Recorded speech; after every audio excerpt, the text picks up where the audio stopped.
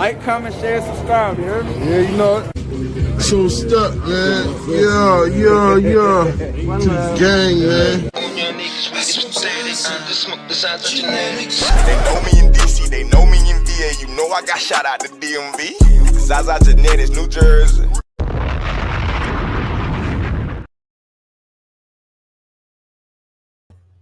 Yeah. Welcome. QCE The Podcast, episode 5. Y'all know what time it is, man. What up with the chat? Listen, my co-host, he's gone, but he'll be back.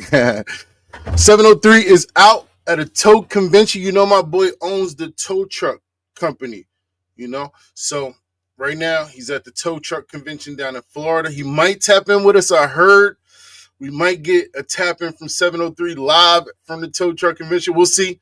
I can't promise you nothing, but it's going to be a banger of an episode. You know, we came to drop the bangers all the time, man. Y'all know what time it is. Hey, shout out to the chat, man. Smokes in the chat. What up, Smokes? Florida man Jack, what up? Justin, what up? Kurt, what up? Randy, what up? Gromigo, Pondra, my sister from another mister. John, first one in here. You know I seen you, John. Come on, man. First one in. Yeah. Strain Keepers, my brother representing Team ZaZa Australia.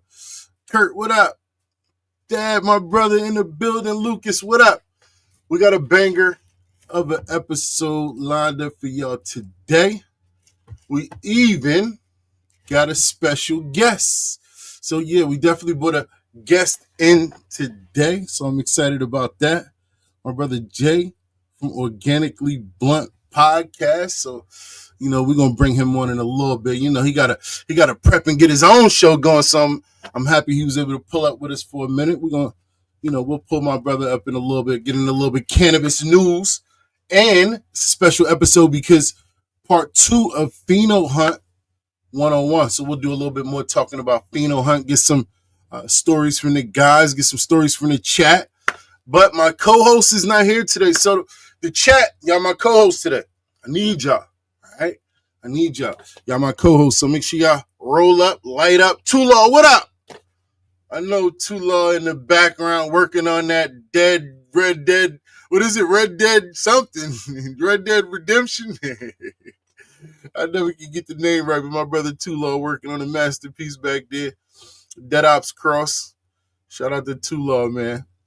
Yeah, chat, y'all gonna be my host today, so make sure, you know, we stay locked in.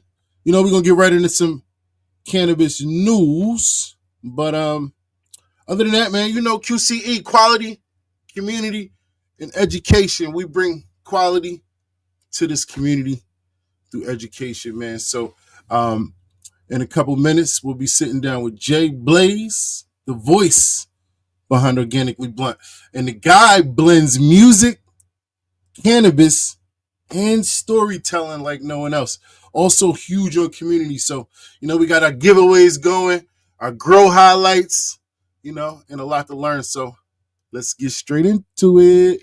Make sure you got your blunts rolled up. And up first, man, in cannabis news, Pennsylvania residents overwhelmingly support cannabis legalization. Now, this hits home because, hey, Strain Keepers, thank you for the super chat, man. Thank you for the super chat. We didn't even post the super chat goal today, so thank you, man. Much love. Thank you for your support, man. We take pride in being one of the first, if not the first, monetized cannabis podcast. So thank you for the support. When you throw up them super chats, you showing support. And you also Dabs in the building. What up, Dabs? Much love, man. Much love to the whole chat, man. German Hydro, what up? Much love, man. Gromigo. I think I got Gromigo already. Sturdy, what up? Yeah. The late bloomer 420. All right, so Pennsylvania residents overwhelmingly support cannabis legalization. Why not? PA, come on, bro. Philly, come on, Philly. Dad in the building. Hey, we ain't getting to no cannabis news today. Thank you for the super chat, Dad, man. Much love. Thank you for the support, man. It means a ton to me, man. We got so much exciting news coming up. The merch is hey, we talking about Team ZaZa news right now. Hey, the cannabis news got to hold up for a second. Hey, Team ZaZa said they got merch dropping, man. They got merch dropping, man. But let me get back to the real news. All right. Pennsylvania residents overwhelmingly support cannabis legalization, bro. Philly, come on, bro. Like, you would think that Philly is definitely one of the most first. You know, it's like so diverse, so much culture. I think it's, you got to figure it's tied to the whole Boston, well, I say Boston, not the Boston Tea Party, but, you know, the whole whatever history went on right there in Philly type, you know, like the bell and all that, the Freedom Bell or whatever it is. Despicable Dads with the super chat. Hey, they trying to turn me up today. Yeah, the gang is in the building, man. Much love. Thank you for your support, Dabs. Observer, what up? Yeah, so, Dabs, another straight beast in the community, man. Straight beast, networking, guru, you know, so make sure you tap in with him. Full of knowledge, full of just can point you in the right direction. You feel me? Like, that's somebody that can just point you in the right direction and knows who to you know, tapped in with the who.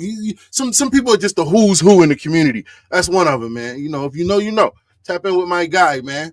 I mean, but everybody in this chat, you know, we just got a beast of a community. I love my community, man.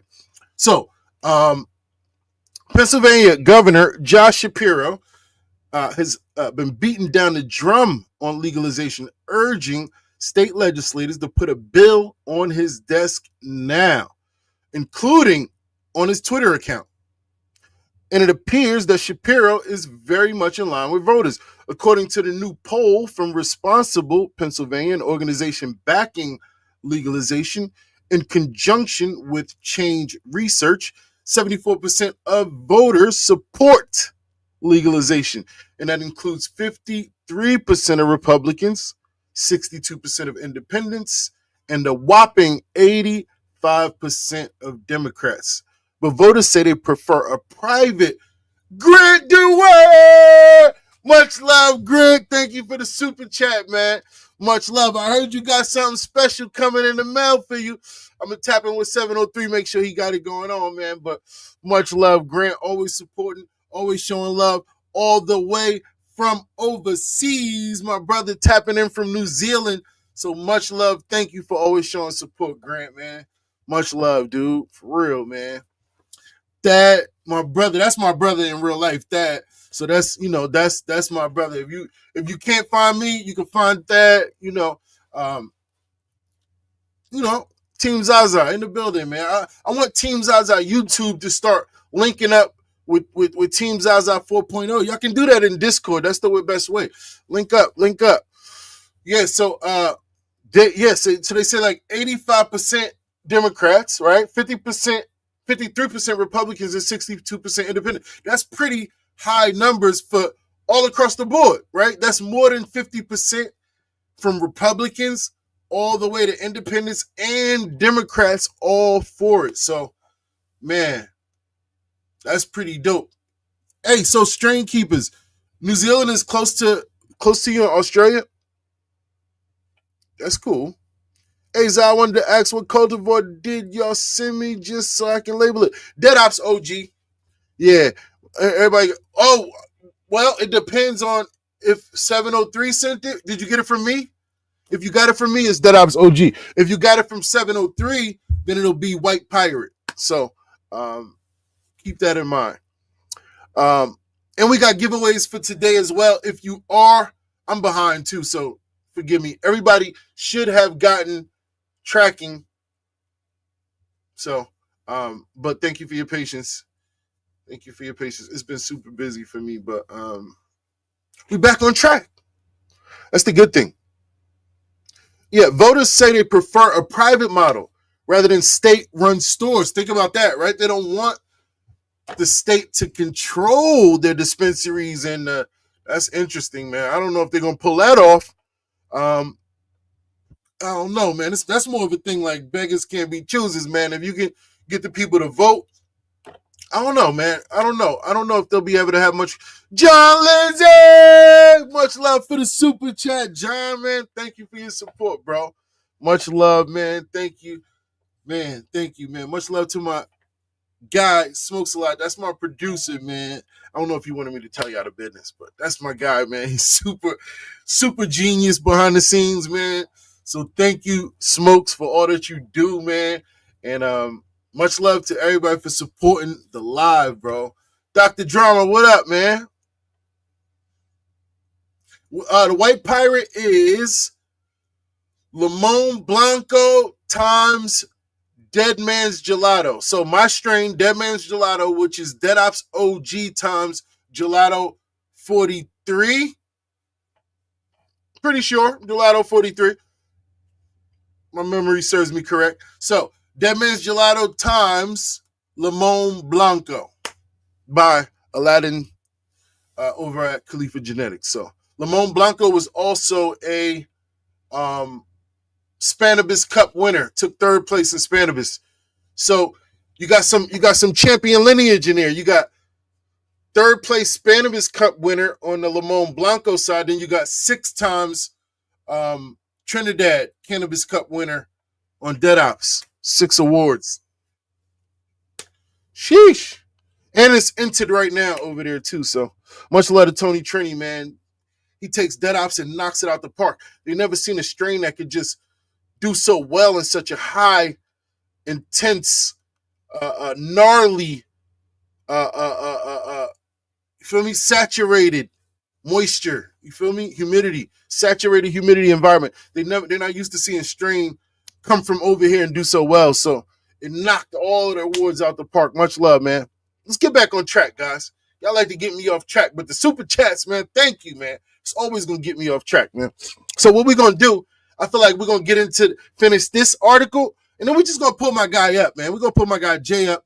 We're gonna make him wait too long. That way, you know, I know he's busy. You know, he got to get his podcast. So, matter of fact, if you ever tapped into Organically Blunt, throw some gorillas in the chat. Let me see what's up, because I've been on the show. I was a guest on the show, actually. So, and the fact that we are so close, right? We neighbors in this Saturday time slot. So they start at 10, we start at 9, right? So it's only fair that, you know, we introduce them on and, you know, make sure that we show love both ways and support both ways, right?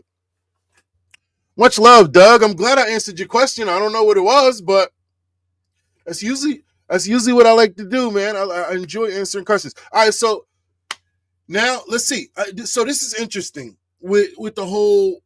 Okay, we everybody's for it. Everybody's for legalization, but we want to create our own framework, right? We says they want to have a private model rather than state-run stores, as lawmakers have proposed dueling versions of a regulatory framework, one of which would give the state control of cannabis sales, similar to the state's liquor stores. Now, Pennsylvania has tried to legalize cannabis before to no availability.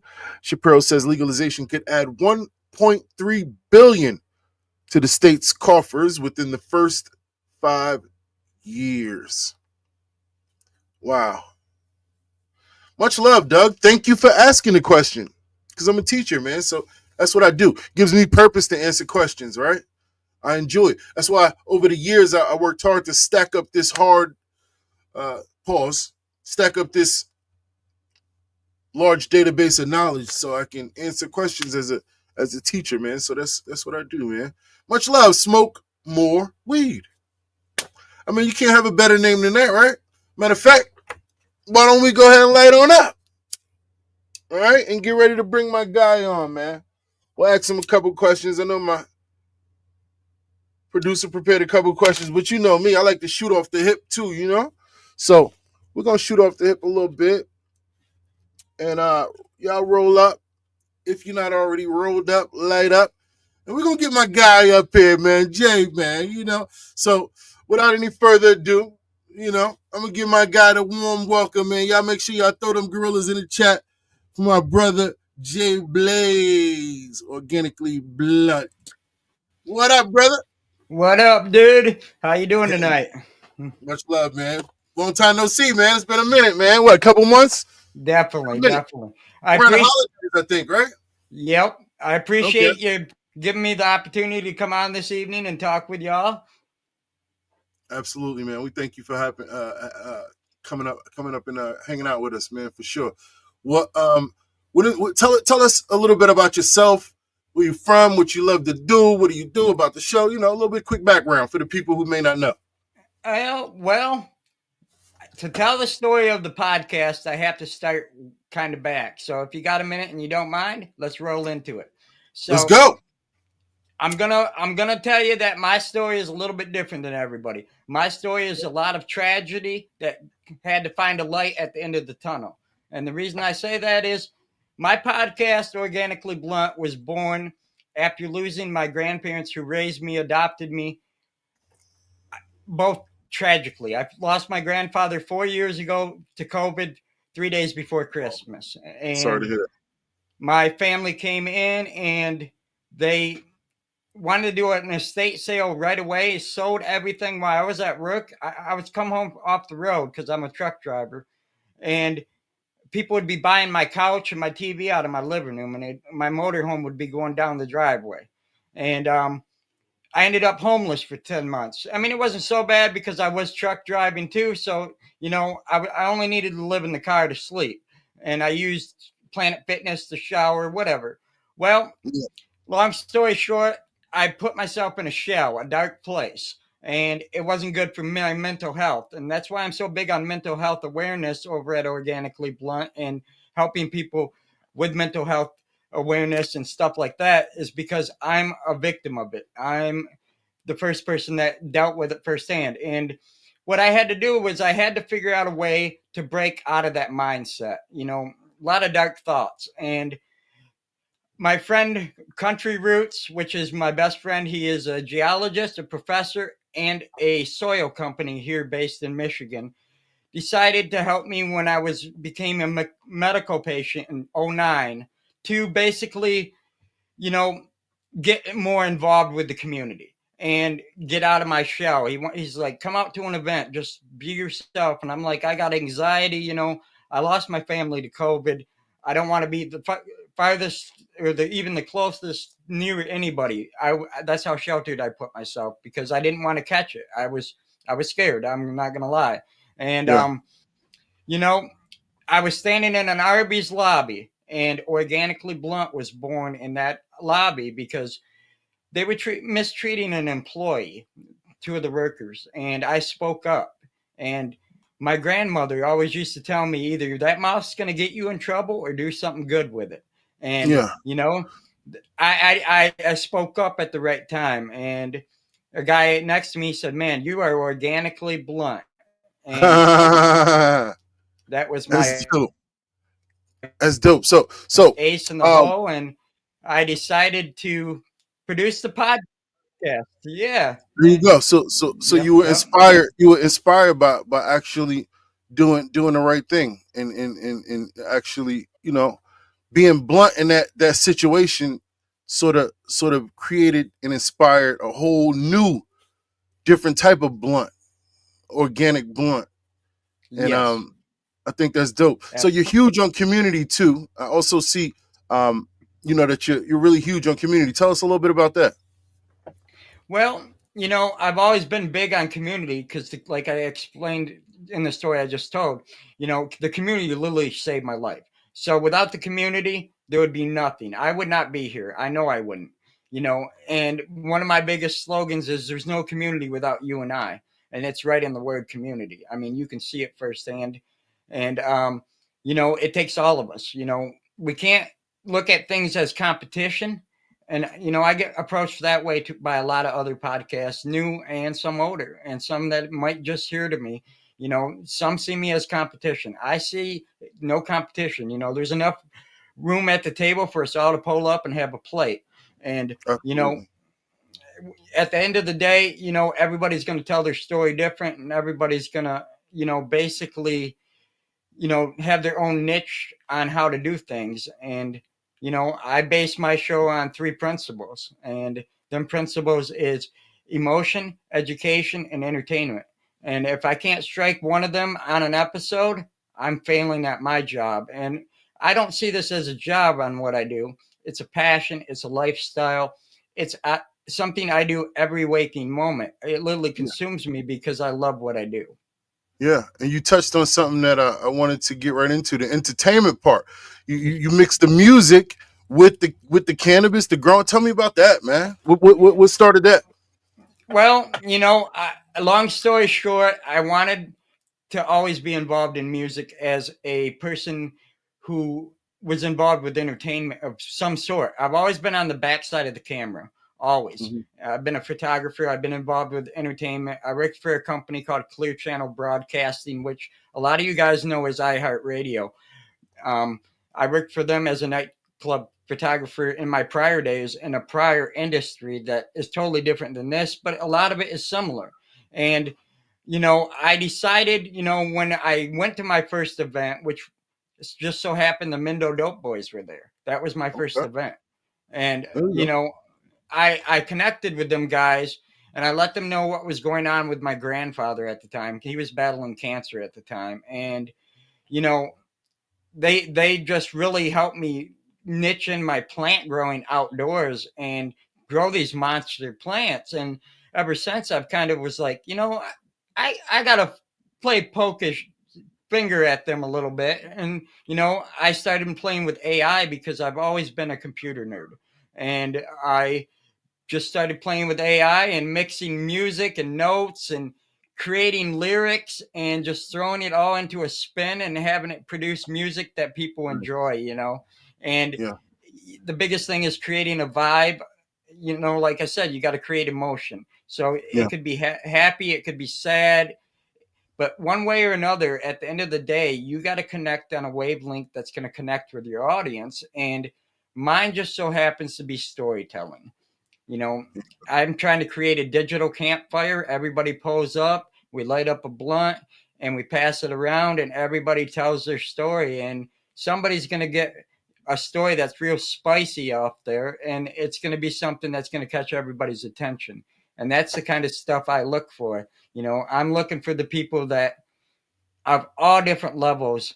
It could be something tragic, it could be something non-tragic. And I'm looking for people that want to tell their story, because everybody has one and you can't be afraid to tell it. Absolutely. And I like to say as well, the music, the cannabis, and some good branding will give you a strong blueprint to success around here. Yeah, Definitely. for sure. And it's pretty Absolutely. dope. It's pretty dope that you created your own lane when it comes to, just like you said, man. It's room for everybody to eat because everybody has their own unique whatever they bring to the table. And I think it's super dope that you came up with this concept of just hang around the campfire, let's burn up and tell stories. That's dope, man. How has the show progressed since your first episode? Well, we started out, I have a couple of diseases. So I have alopecia, which is an autoimmune disease where my body fights its hair follicles. My hair falls out all over my body at random times. And I was afraid to get on the camera. And I became a guest and was in front of the camera. And then I decided, hey, okay, I can do this. And, I started out as a try co-hosted show, I guess you'd call it. And it was my brother and my best friend. Well, they both kind of grew too busy and had their own life. They're in their 20s. I'm in my 40s. They're living life still. I'm kind of a little seasoned, and they thought we were going to end it after our first season, and I decided to continue the show and do it on my own. So I'm finding the guests, I'm producing it, I'm editing it, and I'm doing everything behind the scenes by myself. And most of it is done on a cell phone, and people can't believe that. That's the biggest thing, is I do about 90% of the show off our Samsung Galaxy cell phone. That's awesome, man. And I mean, when it comes to hard work, dedication, drive, and determination, man, don't matter. You'll get it done one way or the Right. other. So that's pretty dope. As the one day you'll be producing in some big warehouse studio if you want. Just keep working to it. Your story's Definitely. awesome. Man. Your story's awesome, especially to hear that you're a little self-conscious about getting in front of the camera at one point, and to be able to build that confidence up. I'm sure it's people out there in the chat or people that'll watch this on YouTube that'll hear that and say, man, well, maybe I'll just give it a shot. So that's dope, man. Definitely. And the biggest thing people don't realize, I'm a marketing nerd. That's my degree, graphics and marketing. That's my degree that I specialize in. So I'm always studying marketing things. And the biggest thing you got to remember is now is the time.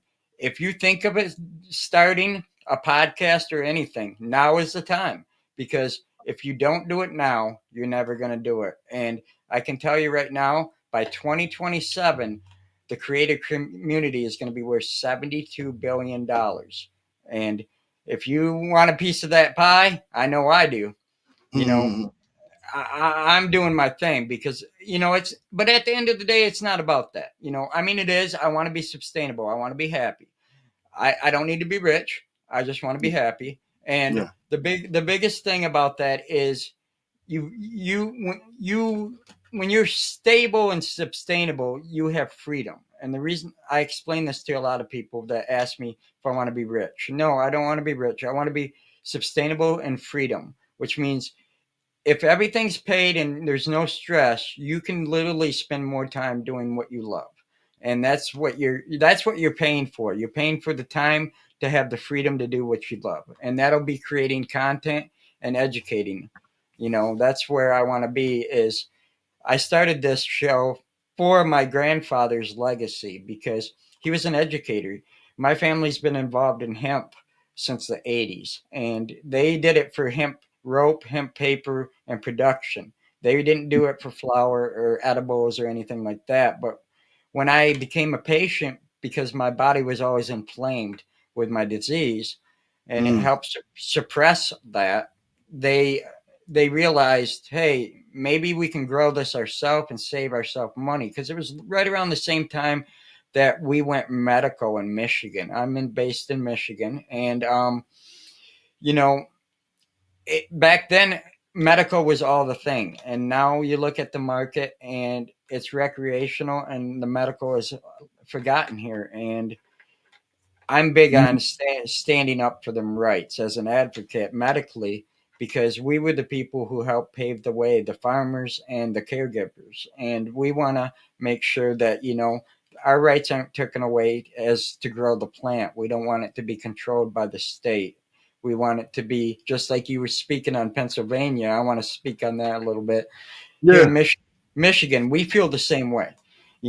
We stand up every couple months right here at our state capitol and stand up for our rights against politicians, legislators, governors. We have had multiple big people stop and listen to what we're saying while we're sitting on the steps of the diag at the university. At the same place Hash Bash takes place, we're doing rallies. And we're standing up for our rights to grow this plant, because at the end of the day, they do want to take it away from you. You got big pharma and big tobacco that are already got the plans and had them in place for years. And all they got to do is wait for that federal legalization to put things into play. And if we don't stand up and have our rights too, it's going to flood the market even more than it is. In Michigan, the market's so saturated that people can get 2 ounces for $48 out the door. Yeah.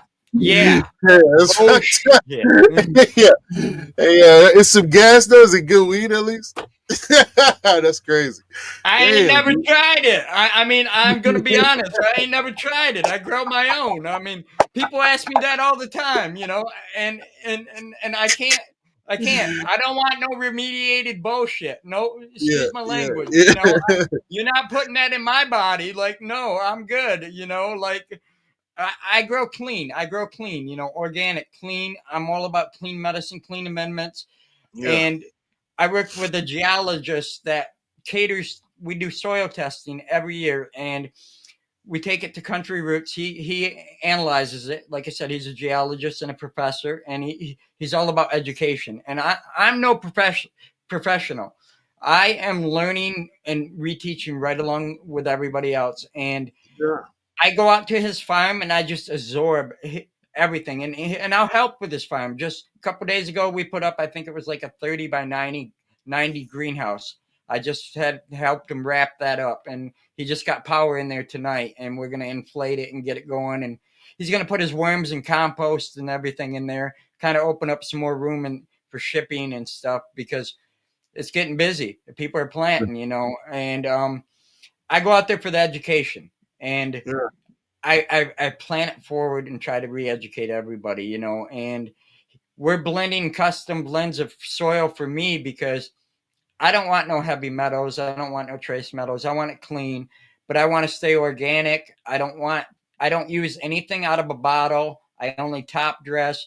If I am putting anything in my indoor reservoirs, for example, because I do indoor, I'm only putting powdered coconut and powdered aloe. I'm not putting anything else in my reservoir. Everything is top dressed, and you're creating an ecosystem at the end of the day. When people say, oh, I recipe this, recipe that, no, it's a learning experience. And you got to remember is you got to read what the plant and the soil is telling you. And every one of them is going to be different. And you got to learn to cater it and kind of figure out what it wants and make it happy. If it looks happy, most likely 9 times out of 10, it's pretty happy. But don't always bet on it, because that 10th time you might have some bugs on the underside of your leaves, and you didn't see them at first. So always make sure you have a quality IPM regimen too. I go out to our outdoor garden once a week, twice a week, if it's real humid, and I'm applying Lost Close or Dr. Zymes. Them are the only things I spray on my plants, literally spray wise, other than, is it organic products from like Bokashi Earthworks. Other than that, I'm not using anything spray. Everything is top dressed in our garden. Yeah. Soil health is so important, along Definitely. with I did a class on how one of the most overlooked things when it comes to our grow is either soil health and or root zone, and they kind of go hand in hand. Super important, man, and everybody kind of worries so much about the canopy and the up top, what's going on up top, that they tend to try to fix symptoms versus the actual issue that's happening, and the issue itself gets overlooked because it's either soil or roots. Definitely. I heard a saying the other day from one of the guys out at the farm. I forget what guy said it. I just overheard one of the guys say it. And it was 80% below is what you see 20% above. So whatever you see healthy above is only 20% of what's going on. The 80% is all happening beneath the soil in the root zone. And you got nematodes, and you got springtails, and everything, and all these bugs working together to create an ecosystem to make that plant happy. And it's pretty amazing at the end of the day that everything kind of works in a cycle, like something eats this, it goes to the bathroom, that eats the bathroom, and then that goes to the bathroom, and then it's just truly amazing to watch how it all comes together at the end of the day. And the same thing with our gut health is the same as soil health. If the soil don't look healthy, you probably shouldn't eat what's coming out of it, because it's not going to make you happy. So same thing with your flour. You want to make sure what you consume is happy and looks good. You don't want PM or bud rot, or I'll just cut it off, it might be all right. When you harvest, you really want to make sure it's clean. And some guys actually do wash their buds up here. Yeah. All right. Well, I know you gotta get to your podcast. You're a busy man tonight, man. You gotta get your show going. But one more question. This is gonna be a good one for the chat and everything. Who has been your favorite guest on the show thus far?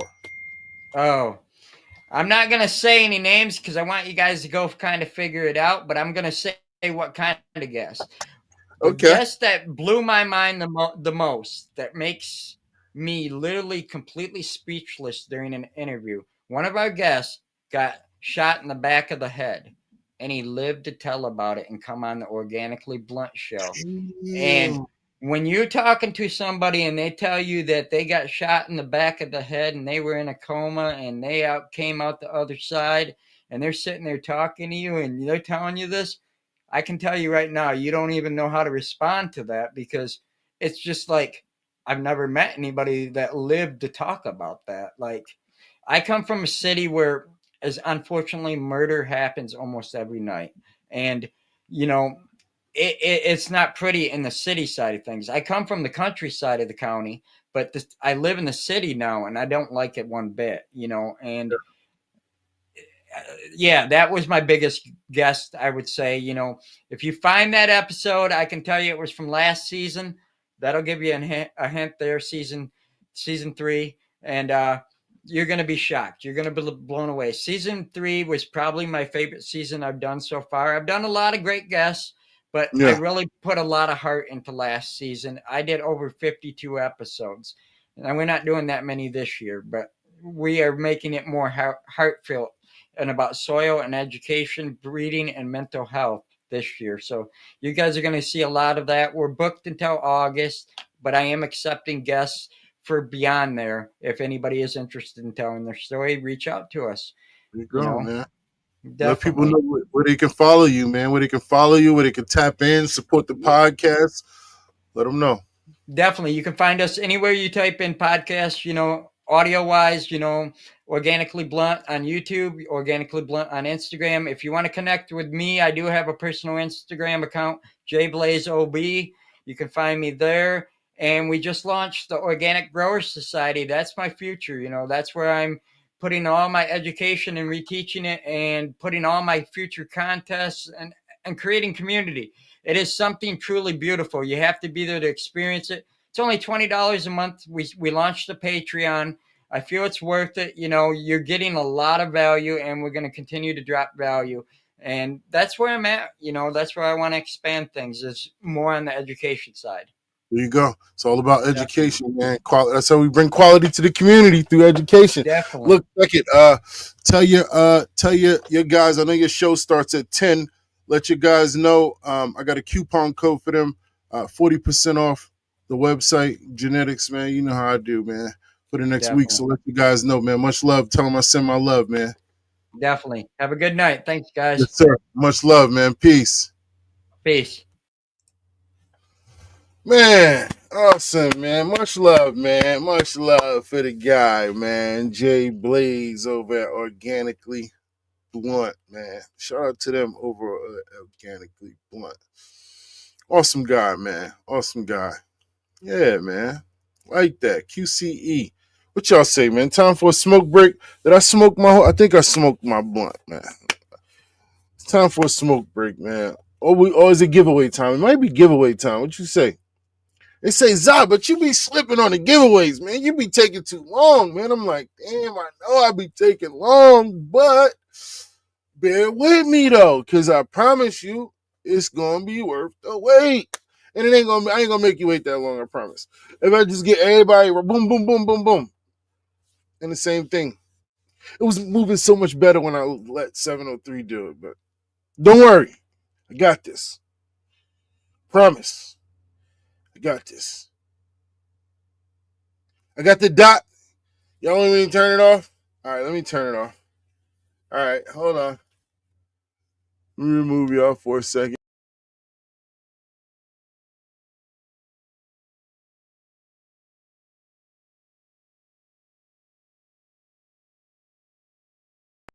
Bam! Bam! Back like cooked crap. What up? All right, we're gonna get a giveaway going, man. Listen, I'm not gonna take forever. Stop saying that. Stop saying that. Stop doing that. Yo, I'm gonna get it right. I'm telling you, I'm back on my shit. I got my girl. She committed to dropping packages off for me because I told her it's a problem, but I'll be taking long. Because y'all know I got school, I got work, I got all of this shit, and I be bullshitting sometimes, but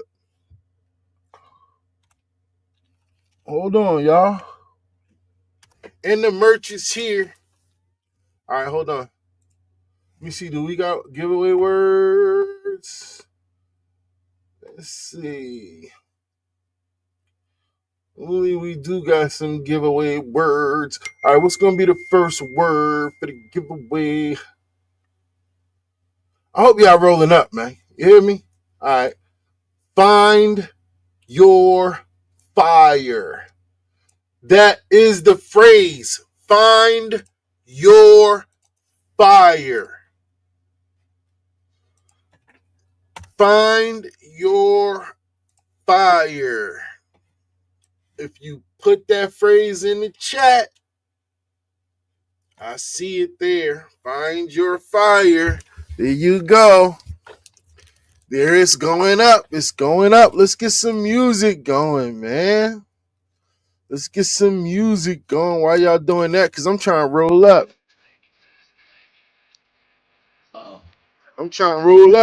Then we missed the homie 703.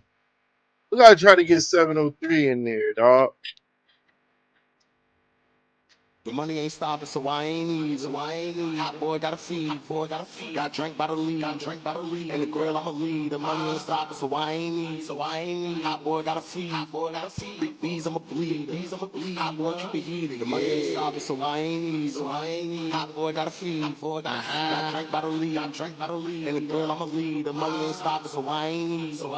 Hot boy gotta feed, Big B's I'ma bleed, Big B's. Hot boy keep it heated, yeah. As long as they put Yeah, the merch is me sent. and my Yeah. niggas gon' split to that shit. Low key bread though. When the beef go up, niggas tits up. I feel like I'm the hot. Young nigga cocky, I'm trying to be violent. Chasing that bag for my son, that's a promise. You could get banged for them busts like I'm Giannis. I'm at niggas next like I'm Isaiah Thomas. I'm bumming braids, it's shame on you. If you really don't got the energy, I was too lazy. They throwing shots, just ain't even crazy. A lot of shit fake me, I shouldn't let phase. But that's how it go when you walk with a thief. I say he ain't pussy, well bitch I ain't need. But first I take over, then come with that E. Trust me, I meant it if I had to sell it. The money keep printing, so I'm trying to get it. Ain't trying to get busy, you niggas pathetic. My talk is authentic, you niggas synthetic. Yeah. I'm banging them, ain't nothing headshots hitting they cranium, doing them bad. I be with gangin' them niggas ain't built like that. Can't bang with them niggas, be mad. The money ain't stopping, so I ain't easy. Hot boy gotta feed, Got drank by the lead, And the girl I'ma lead. The money ain't stopping, so I ain't easy. Hot boy gotta feed, Big B's I'ma bleed, Hot boy keep it heated. The money ain't stopping, so I ain't easy. Hot boy gotta feed, Got drank by the lead, And the girl I'ma lead. The money ain't stopping, so I ain't easy.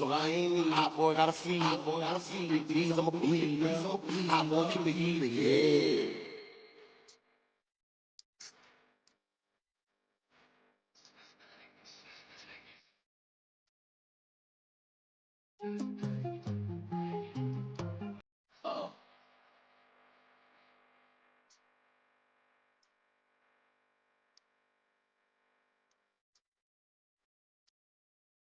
The money ain't stopping, so I ain't easy.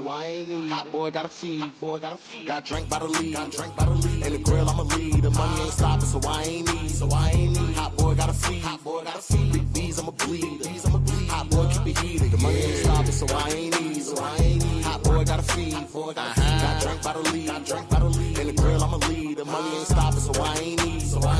Hot boy gotta feed, Big B's I'ma bleed, Hot boy keep it heated, yeah. As long as they printin' that shit, me and my niggas gon' sprint to that shit. Low key bread though. When the beef go up, niggas tits up. I feel like I'm the hottest. Young nigga cocky, I'm tryna be modest. Chasing that bag for my son, that's a promise. You could get banged for them busts like I'm Giannis. I'm at niggas next like I'm Isaiah Thomas. I'm bumming braids, it's shame on you. If you ever played me, don't got the energy, I was too lazy. They throwing shots, shit ain't even crazy. A lot of shit face me, I shouldn't let phase. But that's how it go when you walk with a thief. I say he ain't pussy, well bitch I ain't eat. But first I take over, then come with that E.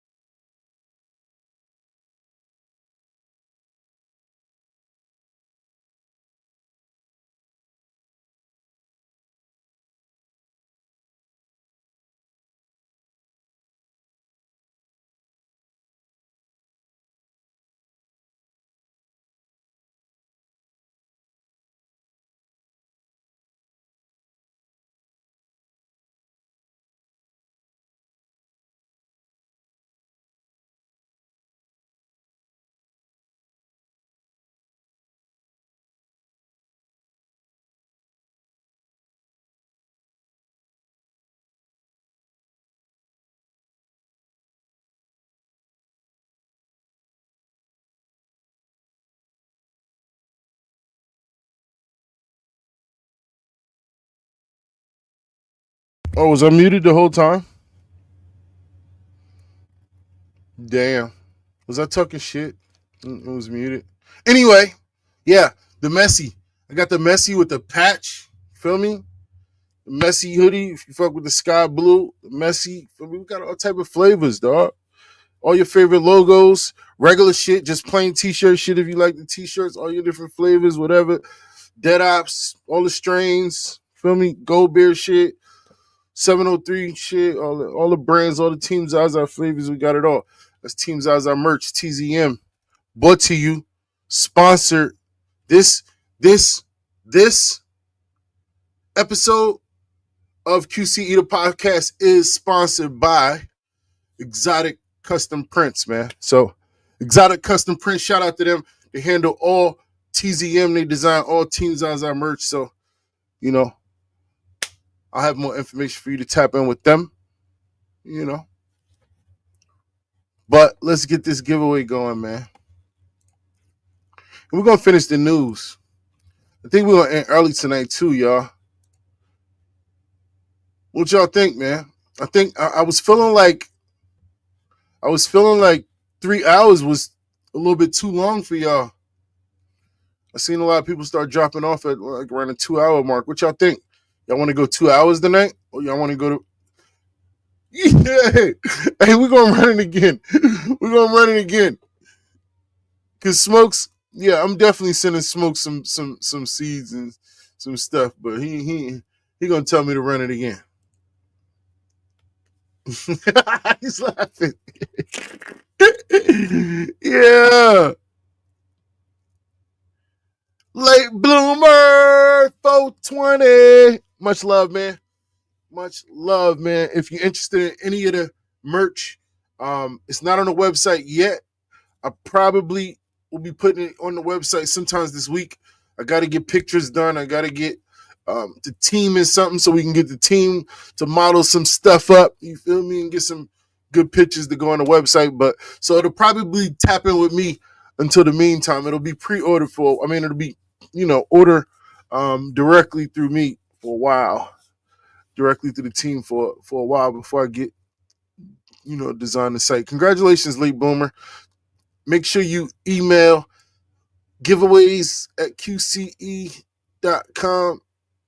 at gmail.com, something like that. I didn't say that right. I butchered that, but something like that. Dabs probably will put it in there. There it is. I'm sorry, he put it up there. QCE giveaways at gmail.com. There you go. Yeah, you see it up there. Dabs put it here. I put it on the thing right there. Bam. All right, so let's get back into our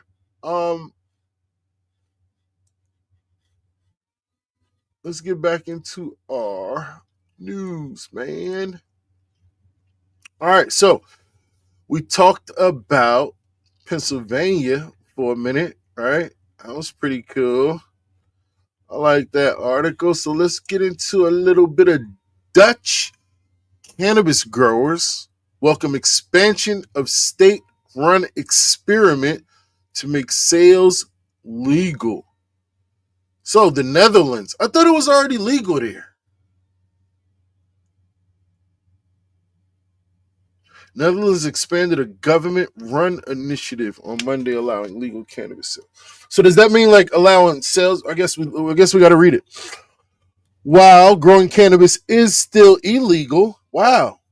While growing cannabis, growing it. Okay, while growing cannabis is still illegal, cannabis shops, known as coffee shops, in 10 municipalities will be allowed to sell marijuana from 10 licensed producers. Weed was sold here legally for 50 years, but the production was never legal. So it's finally time to end that crazy, unexplainable situation and make it legal. Professional sector Rick Barker, commercial director at Hollands Hootgits, one of the regulated producers, told the Associated Press. Some 80 coffee shops are taking part in the experiment, which advocates hope this will ultimately end a long-standing legal anomaly. You can buy and sell small amounts of weed without fear of prosecution in the Netherlands, but growing it commercially remains illegal. Okay, I get it. That makes sense. Yeah, that makes sense. So they've been damn, but 50 years? So Jersey is similar, bro. Like Jersey is we got recreational where it's basically the state can sell you weed. You're allowed to smoke it, all this shit, but it is no black market sales and it's no growing. So damn, but 50 years, dude, they've been having weed has been legal for 50 years and they haven't been able to grow it is wild. Is that wild? That is wild. That's wild, man. Damn. Shit's legal for 50. Bro, that's like having vegetables legal, but you can't grow them. You can eat them, but you can't grow them. I don't know. That's wild, bro. Makes no sense. Rasta man, what up? Yeah, Baker's Company in Ben Mill near the German border is distinguishable from the surrounding greenhouses producing tomatoes and peppers, but it makes 200 kilograms of weed per week and is one of the largest producers in the experiment. All right, so, and they're calling it just an experiment anyway, so they're like, whatever. They don't even know. They're going to just try it to see if it works. Bro, you know it's going to work. There's nothing to try out. Just do it. They've been doing it. What y'all think, man? Smash that like button if that don't make no sense. If that don't make no damn sense, smash the like button, man, because I just don't get it. 50 years, but the people can't grow it. That don't make it. And now they like, oh, we'll do an experiment to see if that'll be something that's possible. Like, bro, what? Bro, you done made us wait this long. We don't care if you let us do it or not. We've been growing weed anyway, probably. Think the people ain't been growing that shit? Motherfucking seeds, motherfucking shit. They got more seeds than us. Shit. Fuck we talk about. They been doing that. Smoke said that tells me the only people that can sell it are the ones that work with the government. Exactly. What did he say? They think they use words similarly to cover up loopholes and potentially be able to backtrack what they decided. Exactly. They just want to be on some bold. That's it. I can pull that article up. All right, let's go to the next topic in our weed.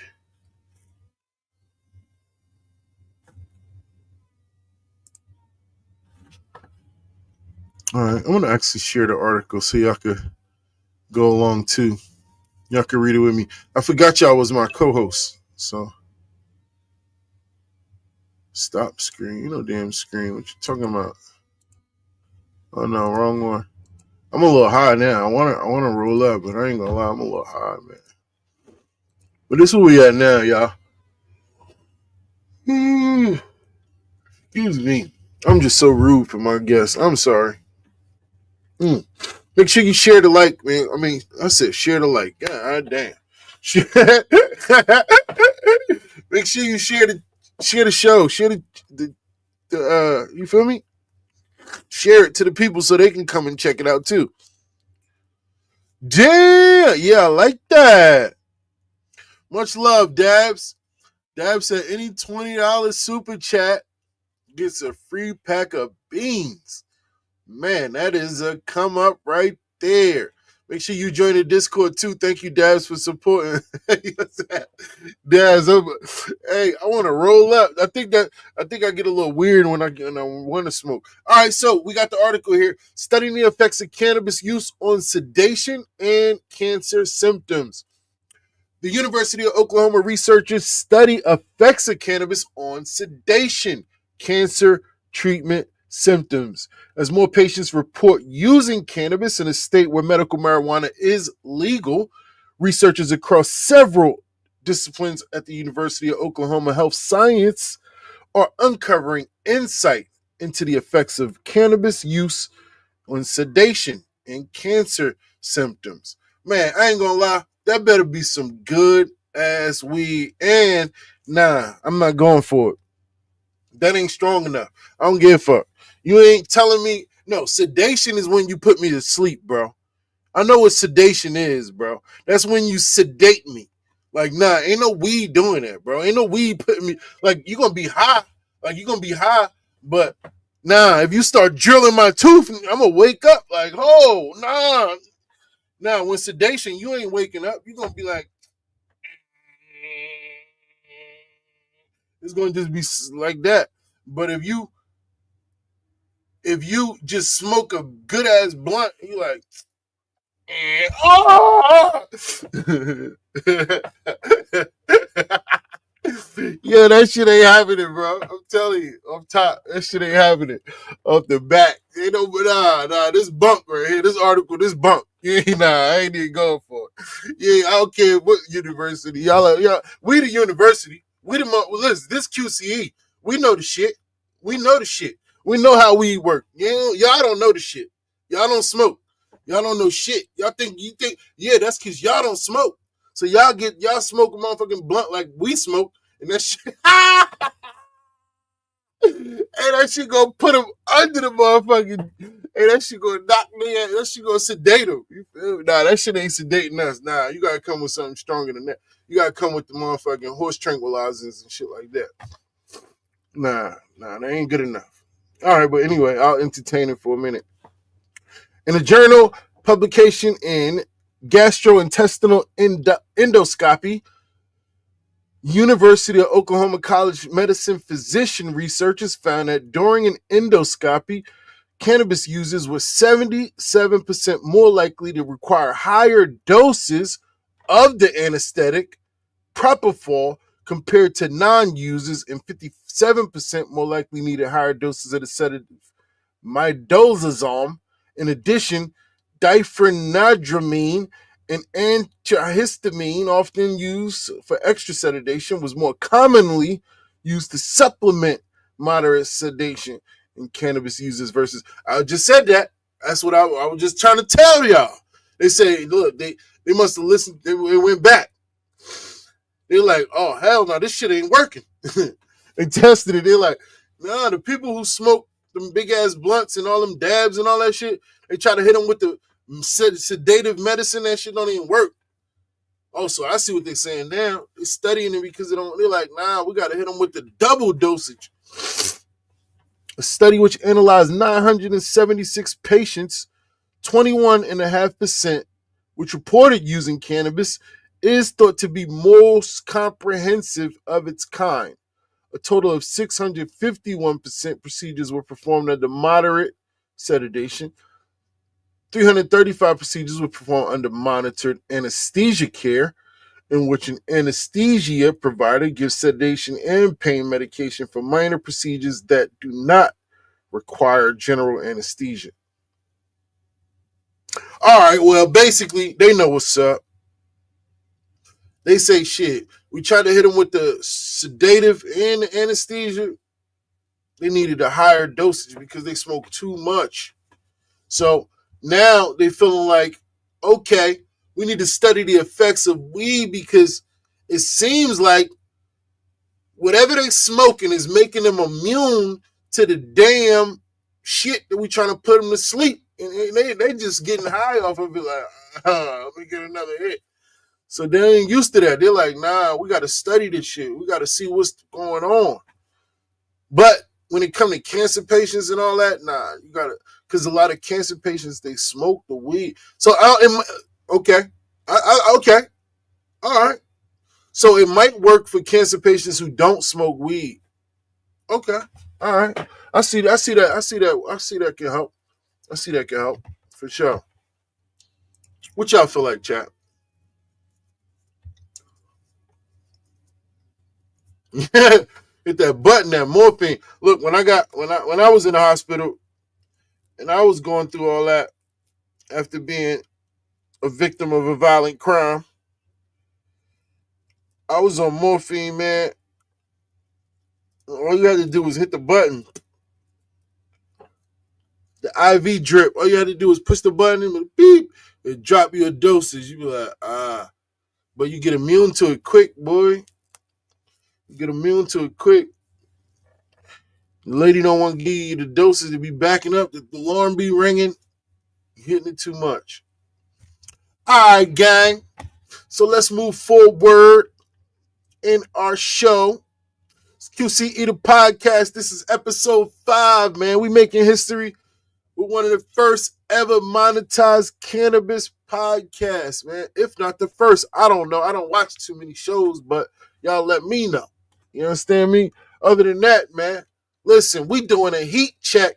This is the part of the show where we do a heat check, a strain check, and we take a look at some of you guys' favorite strains. Now, if you want a product reviewed or something you've grown to be reviewed live, you want me to roll it up, you want me to smoke it live and review it, send it in, bro. Let me know. Send it in. Hit me in the DM. You got a product, you want me to check it out, you want me to put it on QCE The Podcast, send it in. We're going to be doing product along with live community strain reviews as well, right? Grower strain reviews. Not just the hype strains, but right now, until we get some of these badass growers to send in some of their work, you understand me? We're gonna rock with some of the hype right now. So first strain heat check, strain heat check, and let me know if y'all heard of this strain, Gelinade.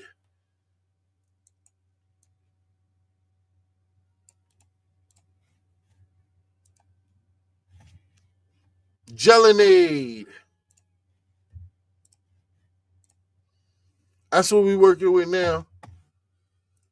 That's what we're looking at now. Some Gelinade. Now let me see. Let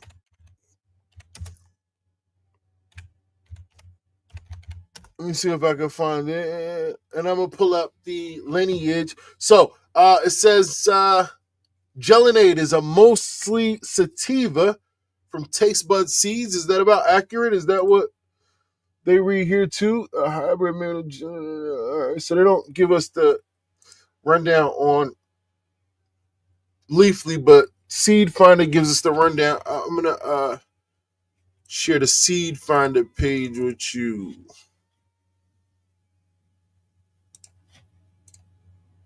There we go. So Gelinade is mostly sativa from Taste Bud Seeds and can be cultivated indoors and outdoors, where the plants will need a flowering time of 53 plus days. Taste Bud Seeds Gelinade is only available as a feminized seed.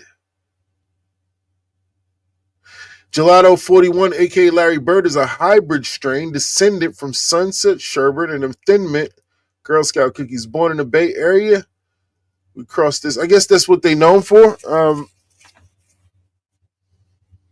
Let's see the lineage on this Gelinade. All right, so it looks to be a cross of Gelato 41 and Lemon Skunk. Probably. Oh, man, why do they always got to hit us with the probably? I hate to see that. Why do these hype strains, man?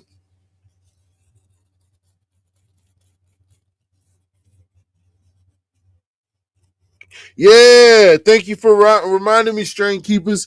Make sure for our community, you see that brain fart? That's what we'll do to you. It'll do that to you. It'll give you those. It'll give me those all the time. So for our community highlight segment, make sure you jump in the QCE community highlights and drop your grow so you could be entered in for a chance to win pack of seeds and a t-shirt from Team ZaZa merch. This episode is sponsored by Exotic Custom Prints, delivering you some of the best in custom merch. So they make all my stuff, and shout out to you if you dropped your QCE community highlights in there and entered yourself in the competition.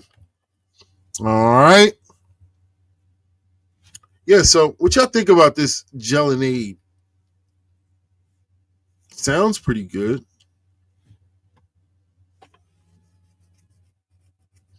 I tried germinating some 15-year-old seeds a year ago. Had no luck, but they weren't properly stored either. That's a huge issue. I think I'm running into that same issue now.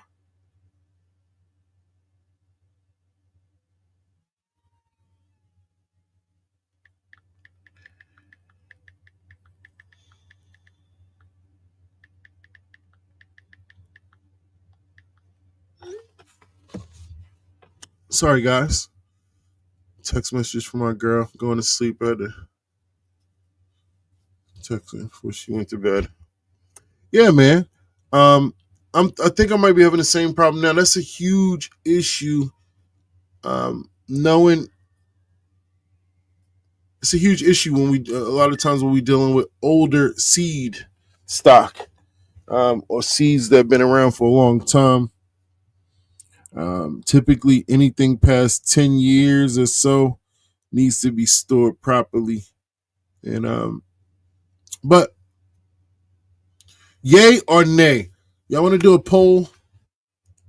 Let's do a poll for the gelato. I mean, I don't feel like we got too much information on the gelato strain. What is it called? Gelinade. I'm sorry.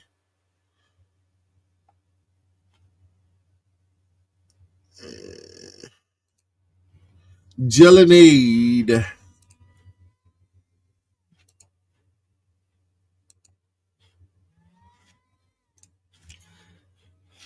All right, guys. So bear with me one moment. What I want to do.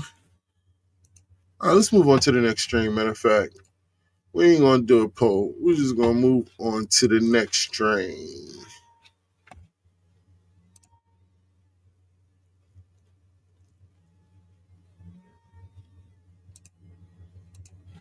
All right, and our next strain is Super Boof. You guys heard of Super Boof? I've heard of that. I'm not sure.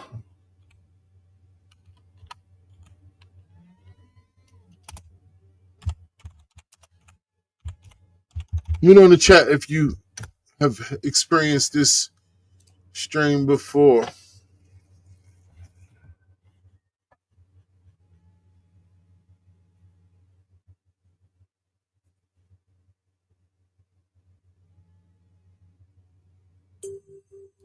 Yeah, hydrogen, peroxide. Peroxide typically may help. It could possibly help. Won't hurt. I believe the idea behind, because the three things we need for germination, right, are water or moisture, oxygen, and heat, right? So I think the thing behind, and I could be wrong, you might want to challenge me. This is kind of a assumption, right?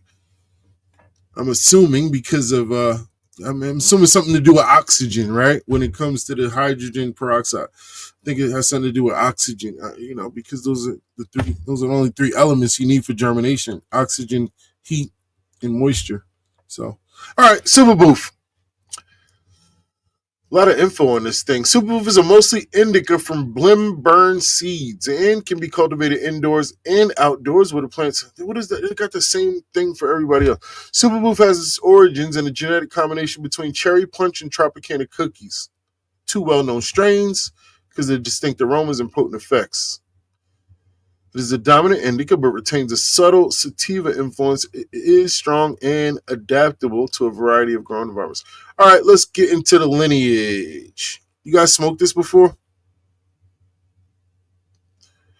Oblino, a blackberry. All right, so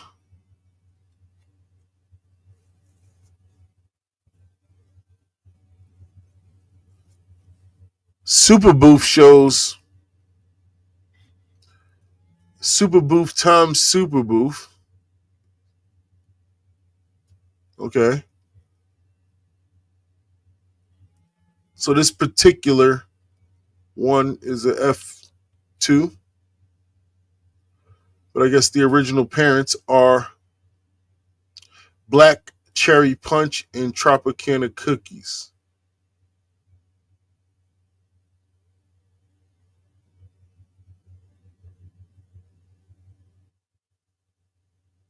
Oh, there you go, David. What an awesome point. There needs to be moisture inside the seed. Think of popcorn. It pops because the moisture inside expands.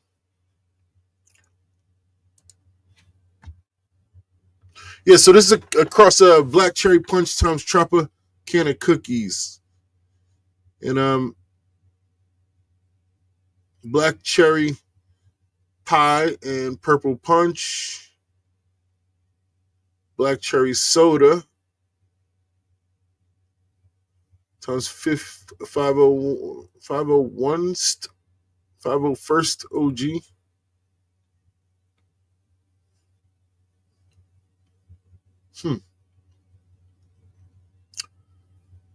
Skywalker OG, Bubba Kush. Pheno.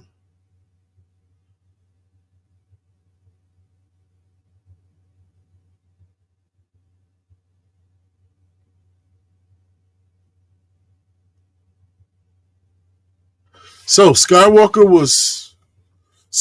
OG is Bubba Kush. Oh, okay. Is this the wrong breeder? Are we looking at the wrong breeder for this?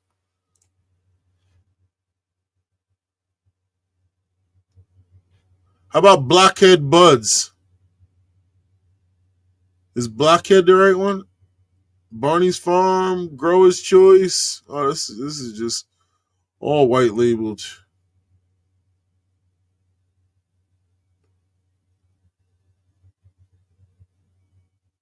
Whole bunch of white label stuff. I don't know who's the breeder. Who's the breeder of this stuff? Blackberry? Blockhead Buds?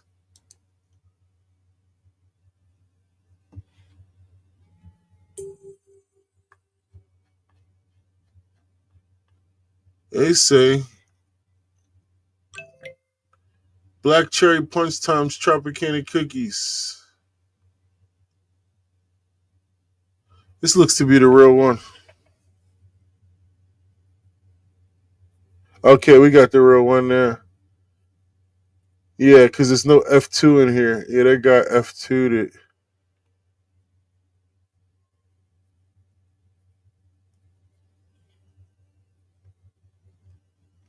Yeah, this is the original breeder here. Blockberry, aka Super Booth. Okay, so it's actually Blockberry. Is an indica sativa from Blackhead Buds and can be cultivated indoors and outdoors. Blackhead Buds Blackberry was never available as feminized seed. Super Booth, or Blackberry. Known by many names. Super Booth is a cannabis strain attributed to Blackhead Buds, a mysterious California breeder. Little known information is available regarding strain's history and is also known. Allegedly, Super Booth was bred from Black Cherry Punch and Tropicana Cookie. Some online sources suggest that it's a sativa-leaning hybrid. There's no official information for the strain's breeder to verify this information. There you go. Interesting.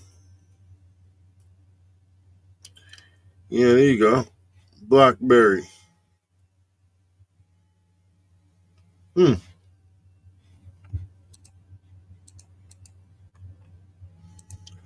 Yeah, pictures don't click. Actually looks nice.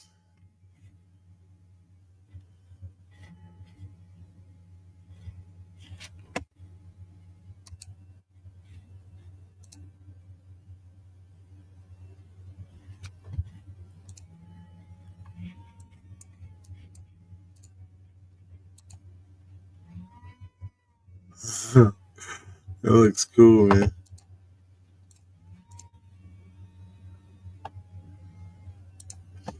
Nice. I like it. All right, I like it. I like it. And our third strain, I know everybody's heard of this one. Popular RS11. What is it? Rainbow Sherbet? Is that what it stands for? Even I know that. You're like, ZaZa, you don't know nothing about nobody's weed.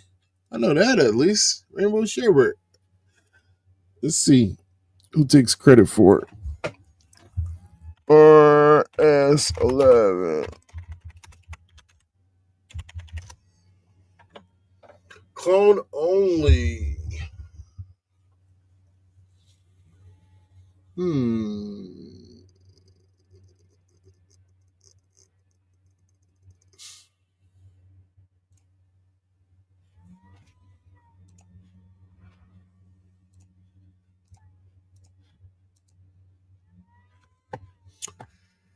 Here you can find all the info about RS11 from clone only strains. I don't know if is that the breeder. I don't think that's the right clone only strains. It just doesn't sound right to me. All right, here we go. Blimburn seeds. I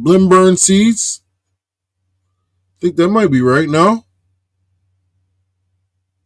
Oh, Dio. Okay, Dio Farms. Sheesh. All these white label breeders. What? See, this is a huge indication that they have lack of knowledge how to create their own strains, because it's just easier for them to take a pack of seeds and breed a brother and sister together. And they think that's breeding, and then they're like, oh, I'll just keep the name the same so people will just continue to buy it because it was popular by someone else. Like, that's so lame. Nah. Do the work, man. Do the work. Create your own. Be original. Be the innovator, not the imitator. Come on, man. Damn. Put some effort into it, dude. Sheesh. They can't even find the person who actually created it, because all of these freaking pollen chuckers, man, just want to, let me get a, it's like just trying to get a piece of somebody's work, man. That's so weird. I can't even find it by this, dude. I gotta put it in Dio.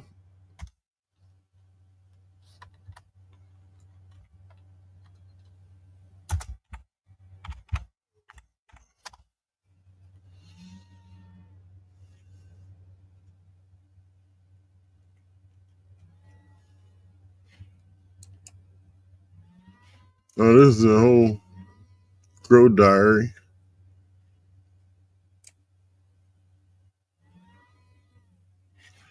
Grower's choice. You're not it.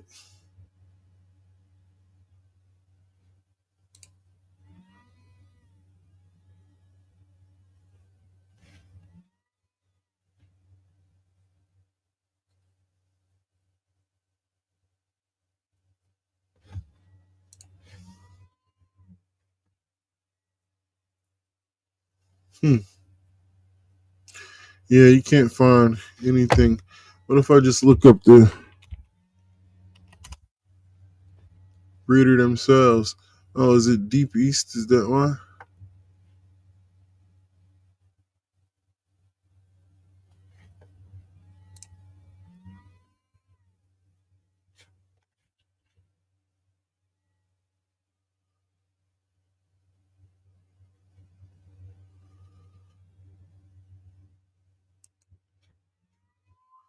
Okay. Black East, I guess, is the name of it. Back East. They it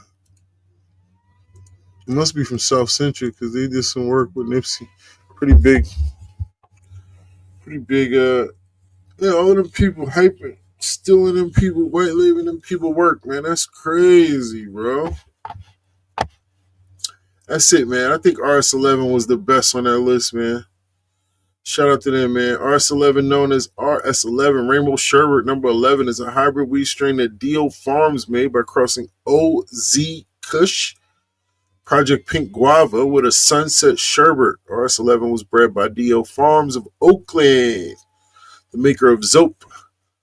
RS11 was selected by Wizard Trees of LA along with RS54. In 2023, many cultivators grew RS11 across the U.S. RS11 is a potent hybrid. Consumers who have smoked the strain report feeling calm and sedated, but still mentally alert. The flavor profile is extra fruity and hints of sour citrus. RS11 flower provides a smooth smoke and a lingering sweet and spicy aroma. Medical marijuana patients say to smoke this strain when experiencing mild pain. I remember it's funny because even when I first experienced, it was from a white labeler. He was blowing. It was Duso Farms. It was like that. So it was like Dusa Farms. I don't know. You know what I'm talking about. He's good. This dude dropped RS11 in the park at a 420 event and literally had a line that wrapped around the whole thing. And I'm like, dude, how does somebody drop somebody's strain and blow up like that?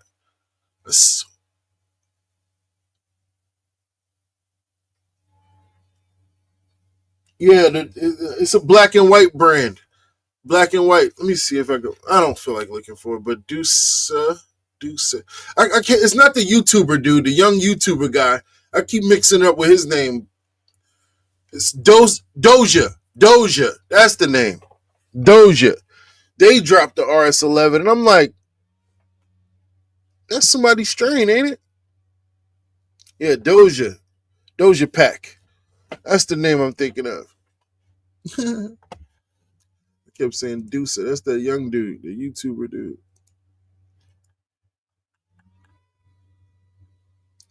I heard he got. I don't know. I don't be getting into nobody's shit. I don't know what I heard. You feel me? I don't get into nobody's shit. What's going on with this right here, though? What y'all smoking on, man? I kind of want to smoke. Didn't I start smoking? I started to roll this. Damn. Hey, let's smoke real quick because I want to roll this.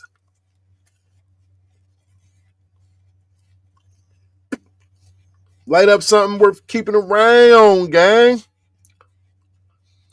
And don't forget, smash that like button.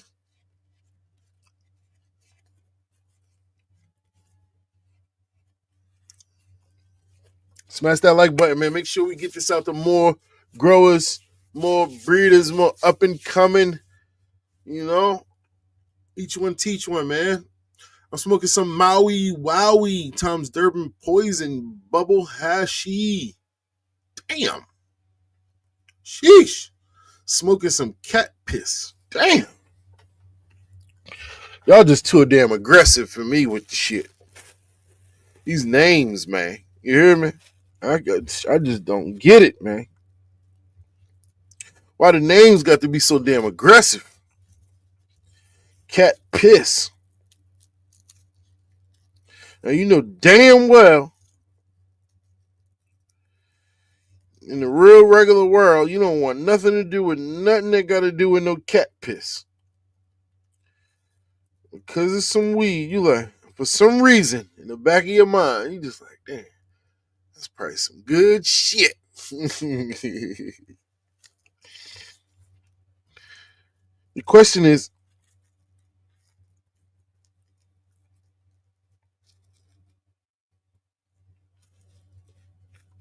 does it remind you of any type of pee? Because I'm telling you, nowadays, these strains, man, they be having the ability to have the flavors that they say. And that shit don't got nothing to do with no weed, man. Cupcakes and shit like that. I don't know how they make weed taste like cupcakes.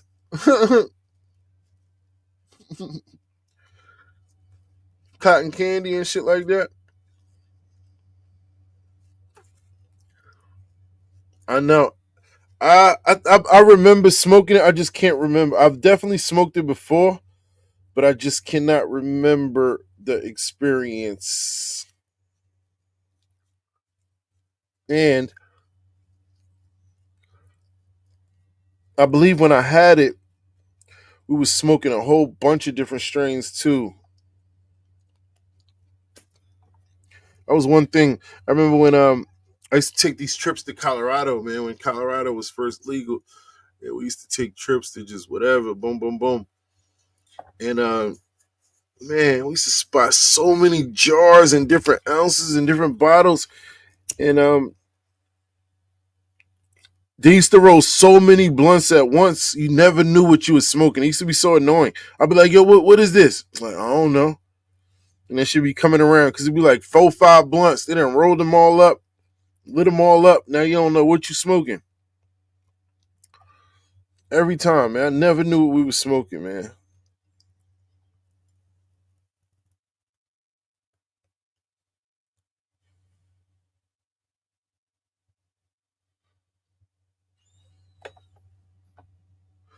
Yeah, man.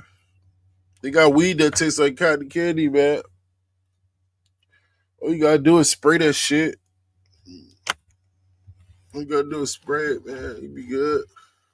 Hey, hold on. Grant Dwayne! I miss my brother Super Chat smoking on ice cream dream. Thank you, man. Much love. Thank you for your support, Grant, man. Thank you. Much love, bro. For real, man. I got to get my brother with the special pack. I hope 703 really boosted that thing up. I appreciate your support, brother. For real, for real.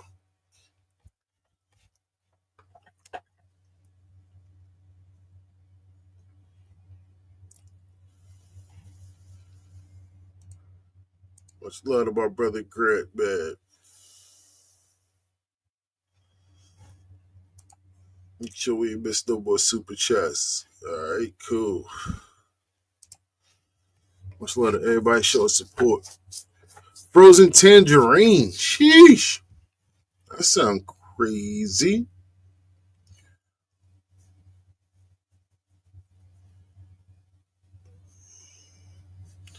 Yeah, I think we go to 11 tonight, gang. What y'all think, man?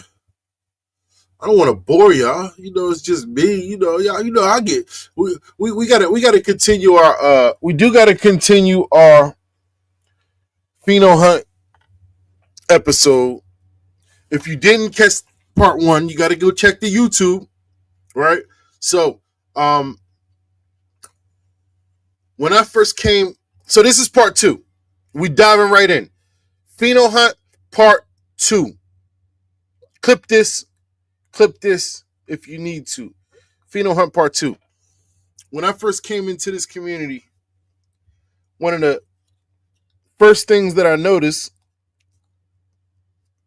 and what was a huge indication to me that it was a lack of education when it came to breeding, was how much they kept using the word pheno hunt.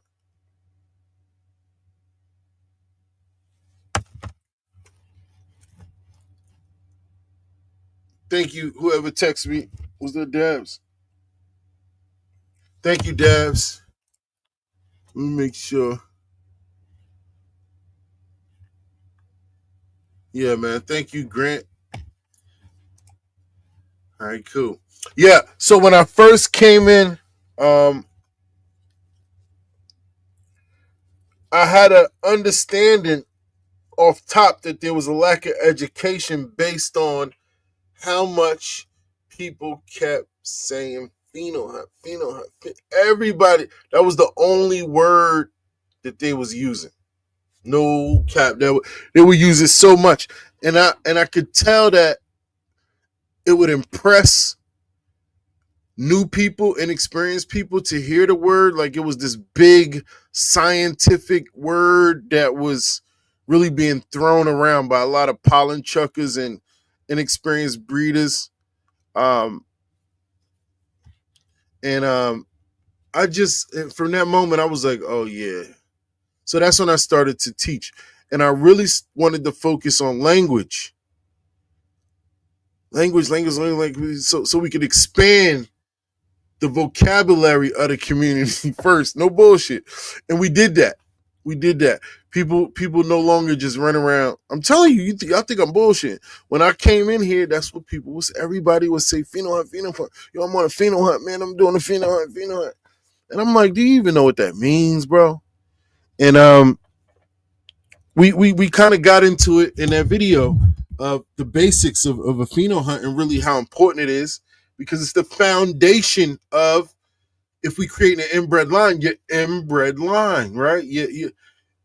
You have to be before you can look at recessive, before you can look for or expose recessive traits, you have to look at the dominant traits first in your first initial outcross, and that's your first initial Pheno hunt.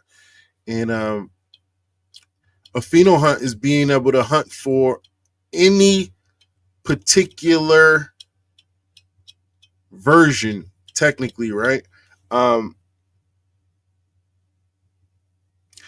So Pheno hunt is tied into observable, because Pheno is observable, right? Pheno is typically the result of the environment times the genetics. It's the result. It's the genetics times the environment equals the Pheno, or the version, right?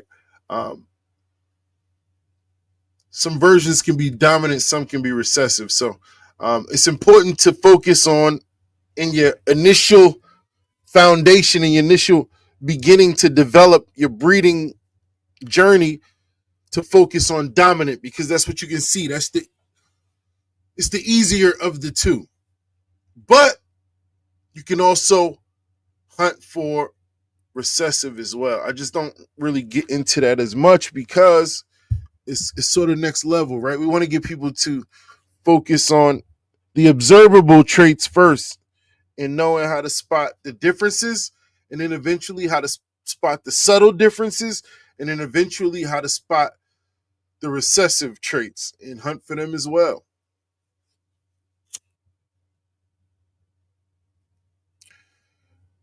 How many of you in the chat, I know Goldbeard, I know some of my guys have experienced the Pheno hunt. How many of you guys have went on a hunt for a particular phenotype within a population? Terra White? No, I don't know what that is.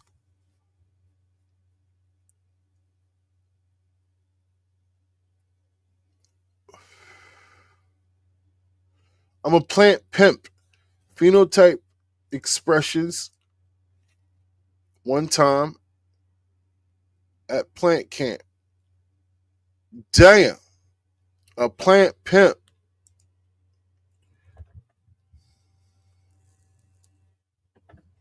Exactly, observer.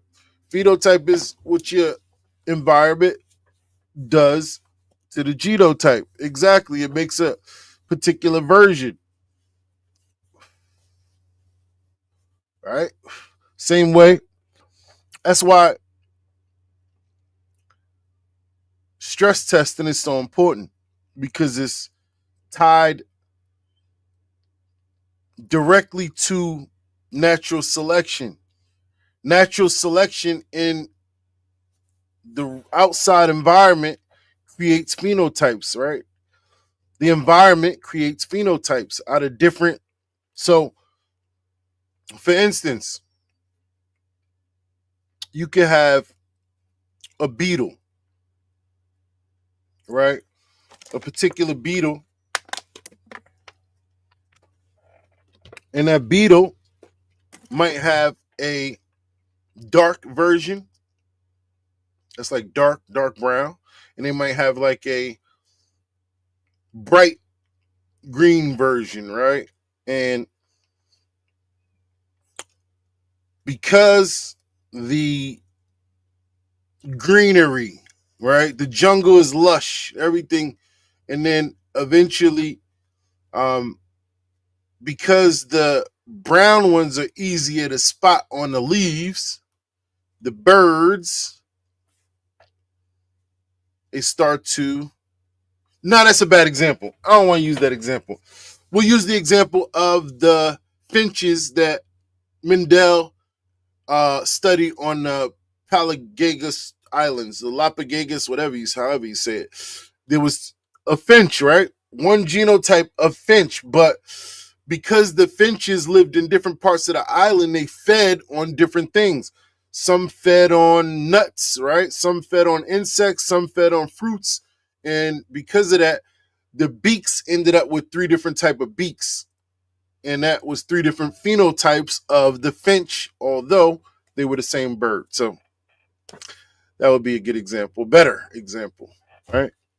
I was getting too deep into natural selection. I was losing my lesson on phenotype. I was about to get into natural selection and not phenotype.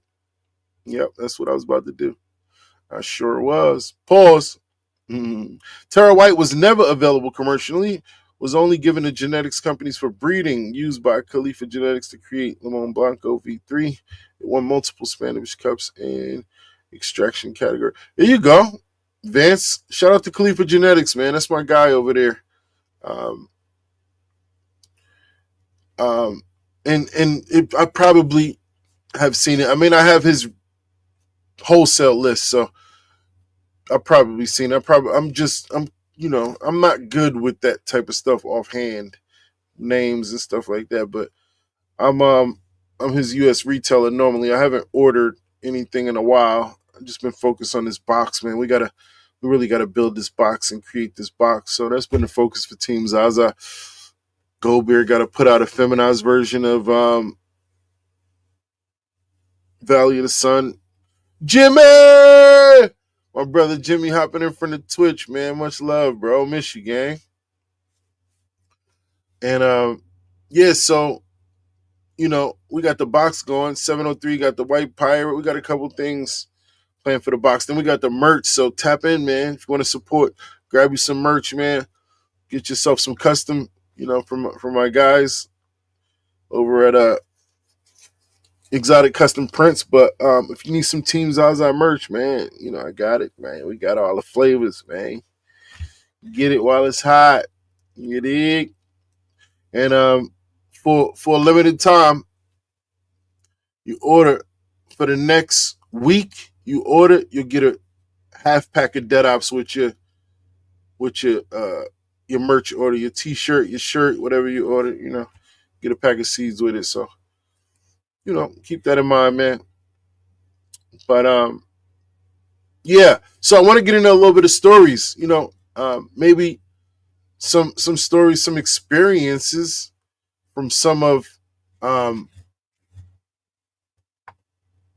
our Discord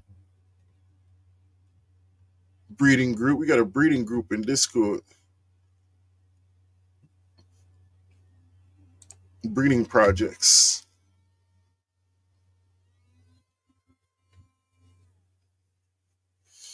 How many of y'all posted some of y'all highlights for community highlights, man? Somebody said I'm hunting a 1-to-1 CBD THC, but also lemony lime terp profile. My wife has MS, and 1-to-1 strains help her, but she liked that lemon lime terp profile, so we've been chasing it. Parents are Skittles and a high CBD pheno of Spicy Temptation GPP. Nice, man. There you go. Shout out to you, man. There goes a hunt.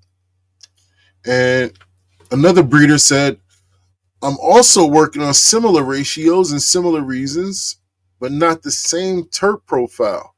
Also, wife has endometriosis, not MS, but yet still for the wife. So the Low Lab Valley Cashmere Lemon I'm working with across is basically no THC and all CBD, CBG, and others has been crosses with an ACDC cut of Canatomic. And then I have crossed that with a few things, most with cannabis in them in some way. We got some breeders in the breeding Discord, man. Y'all get in there, have these conversations. Go Beer Genetics with the super chat.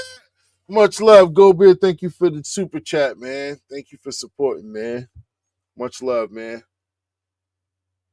$20 super chat will get you a pack of seeds, Bob Marley. That's what my brother Despicable Dab said, man. So, hey, man, that's what the man said, dog. You feel me? I might have to send my brother a couple packs, man, over there to make sure he get that deal keep going, man. I like that deal he put up. That's a good deal, man. I like it, man. Much love to the chat, gang. Much love to the chat. So, Go Beard. He has some really good experience over the last several years, in his breeding journey, right? What do you feel was the most rewarding part of your pheno hunt? And that goes for anybody in the chat. Let me know in the chat what's your favorite thing about a pheno hunt.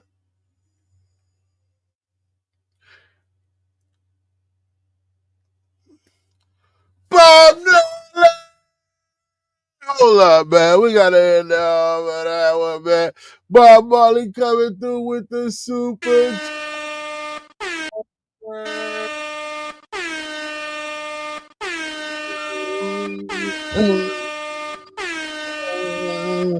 Bob Marley coming through with the super chat. Much love, Bob. Thank you for your support, man. Thank you for your support, Bob. Yeah, I'm gonna have to send you some stuff, man. I'm gonna have to send you some packs and some slaps and stuff, Dabs, so you can keep this going. So remind me tomorrow. I got some packs to send out. I'm gonna send you a nice pack of seeds so you can just do your thing in the chat. Much love, Bob. Thank you for your support, man. And remind me, Dabs, so I can get you something out.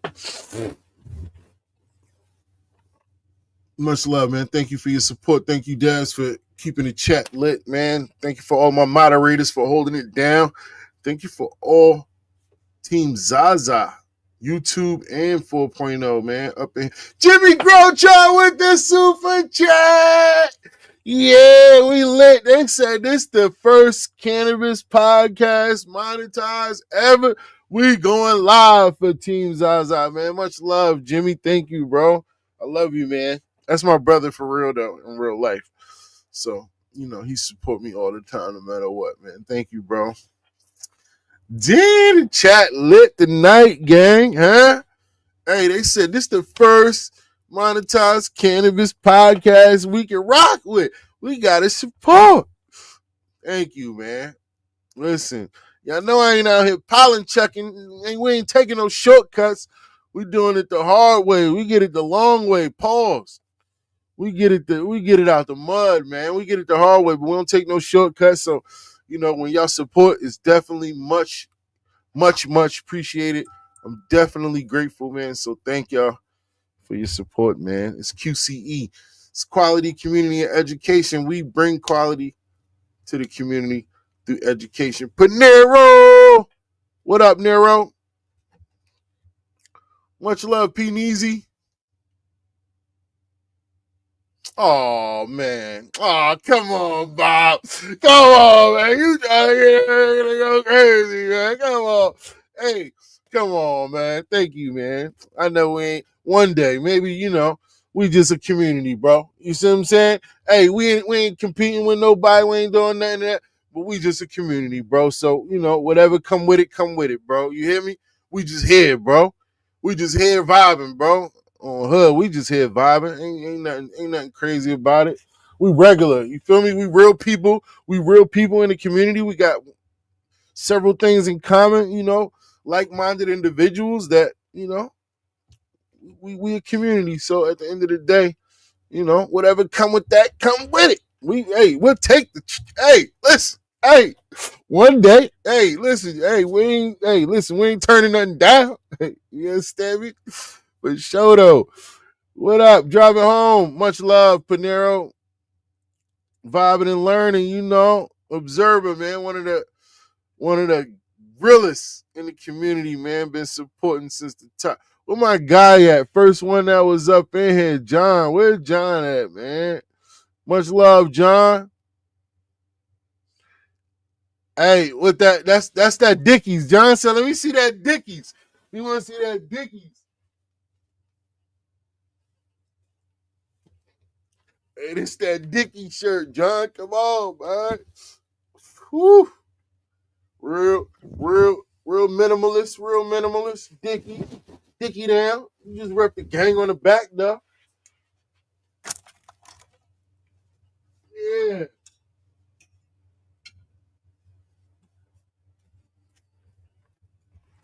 Yeah, John, so let me see that. Hey, that's for you, John. That's for you when you need that. There go my guy. Yeah. We giving a half a pack for all merch orders for the next couple weeks. Then once we get everything on the website, thank you, man.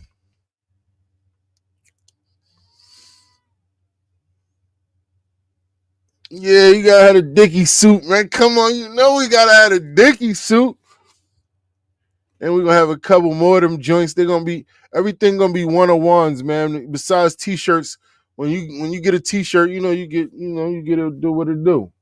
Regular joint. That's right, man. Yeah, so let's get back on track, man. Let's get back to our QC. Curly! Much love, Curly. Hey, man, come on, man. Say, man. Hey, man, you already got a pack on the way, Curly. Curly said, let me get another pack, man. Thank you, man. Appreciate the support, Curls. For sure, though, man. Thank y'all, man. Y'all about to make me get emotional in here, man. I work hard. Man. Hey, thank you, man. For sure. It means the world to me, man. That y'all recognize what I do. That y'all appreciate what I love and what I do, That means a lot, man. Thank you, man. For sure. Yeah. Yeah, let's get to the community highlights, man. Damn, dog. Our boy showing love, man. Got the super chat rocking. Hey, I love you, Strain, man. You taking us to new heights out there in Australia, man, and we're gonna get there together, man. But one thing for sure, it's all about community, man. It's all about community. We really are the community, though, bro. I'm gonna tell you, I'm gonna be honest with you, and this don't, I'm gonna just be honest with you. We started pushing the agenda for community like 2 years ago, real hard, right? And then people started coming in my lives, right? They started, you see what I'm saying? And then everybody just started throwing it out there, but we really are the community, bro. Remember that shit. We really are that. Like, they say that, but we really are that. All right, so let's get into our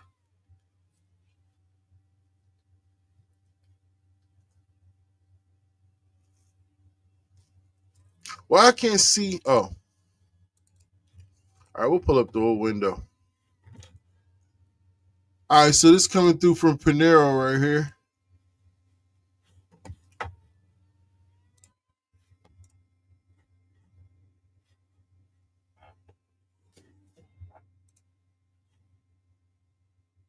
Let me bring it back.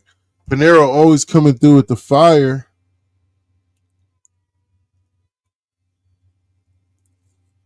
Autos, huh? Those are autos? Freaking beast autos, man. Are they autos? Yeah. I could tell from the structure almost. Beast autos, though. They might be photos. What are they, Panero? Yeah. Yeah, there you go. I love that logo in the back, dude. I love that. Is that your logo that you wear everywhere? Dude, that is awesome logo. Let me see that. Look at that, guys. Damn. Got the family sitting on the boat. What are they on the bench? I like that, man. That is nice, man. Pretty damn dope. What is that, man? I got to get you on the show. We got to get you on the show. I really want to know what that means, man. I want to start getting y'all got to tap in with me, Dabs. All y'all, get up here, man. One of these episodes, man. Get up here.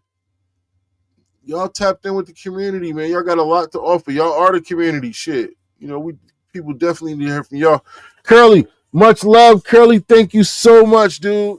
I'm gonna make sure you get that pack too. I'm gonna send Dabs a ton of seeds so he can work his magic in the chat and bless y'all along with whatever giveaways. Matter of fact, that reminds me. Let's give away a pack. It's about that time. I said we was gonna end early tonight because I was by myself, and I didn't want to keep y'all too long, right? We already dropped the 30, so so we might get up out of here by 11. To be honest, guys, I don't want to keep y'all too long. Well, let's get back to let's finish this real quick before we do our next giveaway. Beautiful grow setup too. Look how clean it is down there. I can grow some mushrooms in that motherfucker. It's so nice. Look like a damn white room. Look like a clean room. I grow some mushrooms in that motherfucker, man. All right, nice job, dude. All right, next up we got Just Growing. Just Growing. And remind you guys, everybody will be entered in a competition to win a pack and a t-shirt from Team ZaZa merch. So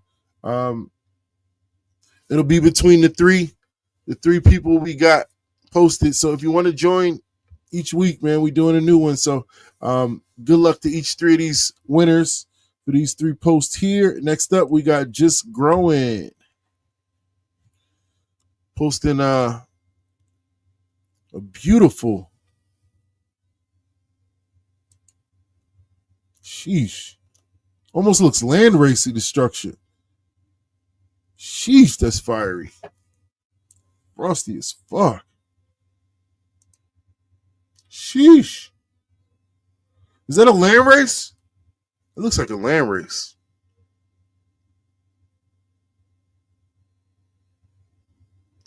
Yeah, they could go Jimmy. Jimmy got Dead Ops, Boondocks, White Widow, and Northern Lights 95. Damn.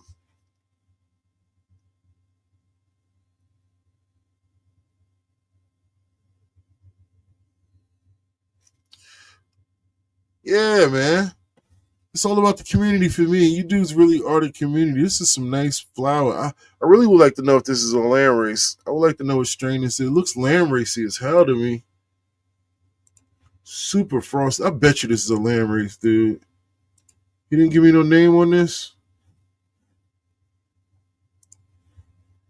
Previous harvest updated, rough, quick trim, and bend. Maybe not. I think he would have mentioned it.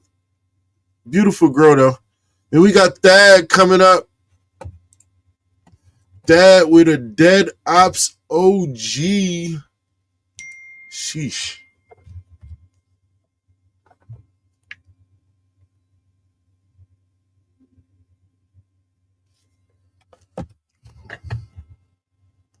Dead Ops OG. Damn. And it had this. I remember this plant. This plant had light burn too. Light stress. So for all of those that say your light make your plants harm, no. Bad genetics make your plants harm. Bad breeders breed bad genetics and bad genetics harm. But lights don't make your plants harm. This thing right here, the same cola grew into the light and past the bars, in through the bars. And you can see the light burn You can see it here. That's all light damage. But you can see the production. You can see on the tips are all burnt. That's some light damage, but no herms, no nanners, no stress. Super impressive, man.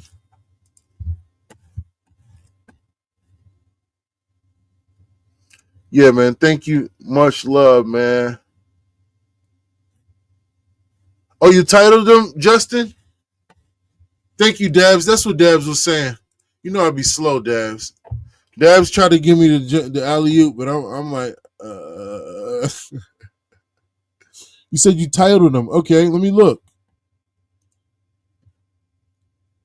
You know I'm slow, Justin. Maybe you can put the title in the chat. Cause are they all different? They're all the same, right?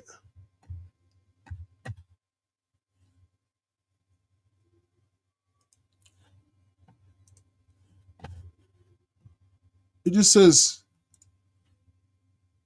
previous harvest.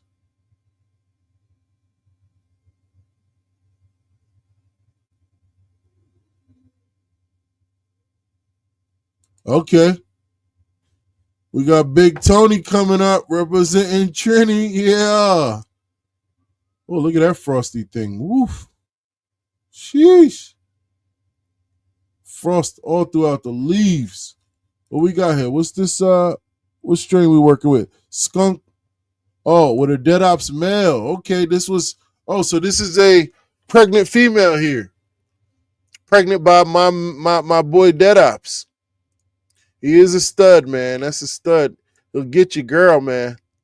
So he pregnated a skunk number 1 here. Papa was a Rolling Stone, man. I'm gonna go back and see.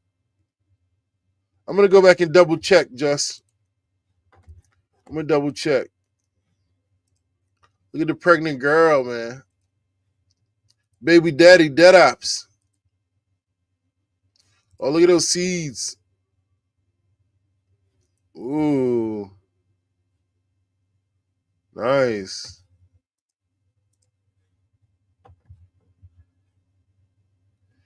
Good job, Tony.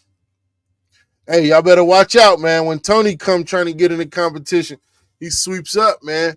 Tony took Dead Ops and won 6 awards, 6 trophies. First and second places. In 2 categories, he took first and second place. With he submitted 3 of my strains in the category: Boondocks, Dead Ops, and he submitted one of Khalifa's strains, the skunk, I believe, or the Limon Blanco, one of them. But Dead Ops swept categories. Boondocks competed against Photos outdoor and won second place, and it's an auto. It competed against Photos, won second place for the best outdoor, and Dead Ops won first place in many categories. And I can't remember all of it. He took so many trophies home. It was crazy. That was just this year in 2024. He's also entered again. So, all right. And then we got, we remember this one.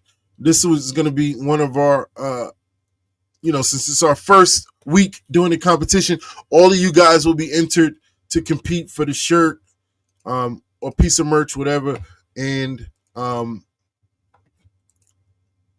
seeds.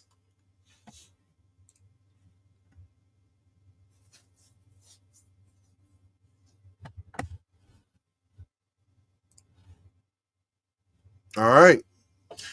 And that is it for our community portion. So good luck to all you guys.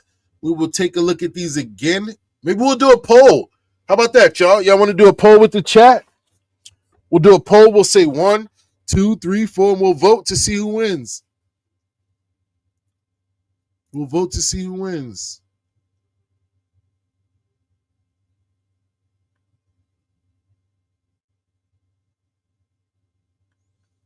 Y'all want to wait to see who wins all the way to next week?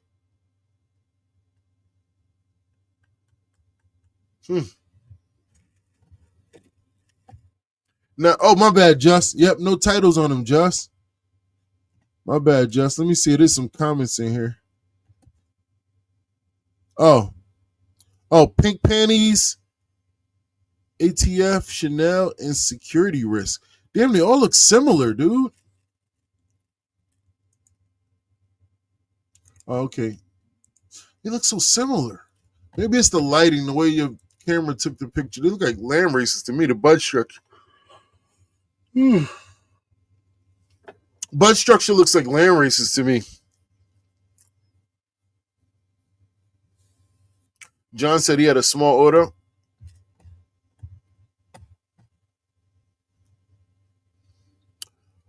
Well, you can support QCE by this is the podcast. You're here now, so you can support by super chat if you want it, or you could buy some merch, or some seeds from the website.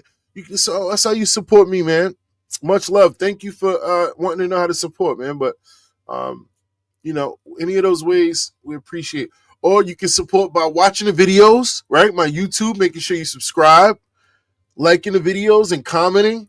If you don't, if you're not able to support financially, you can always share the videos or just make awareness about the show.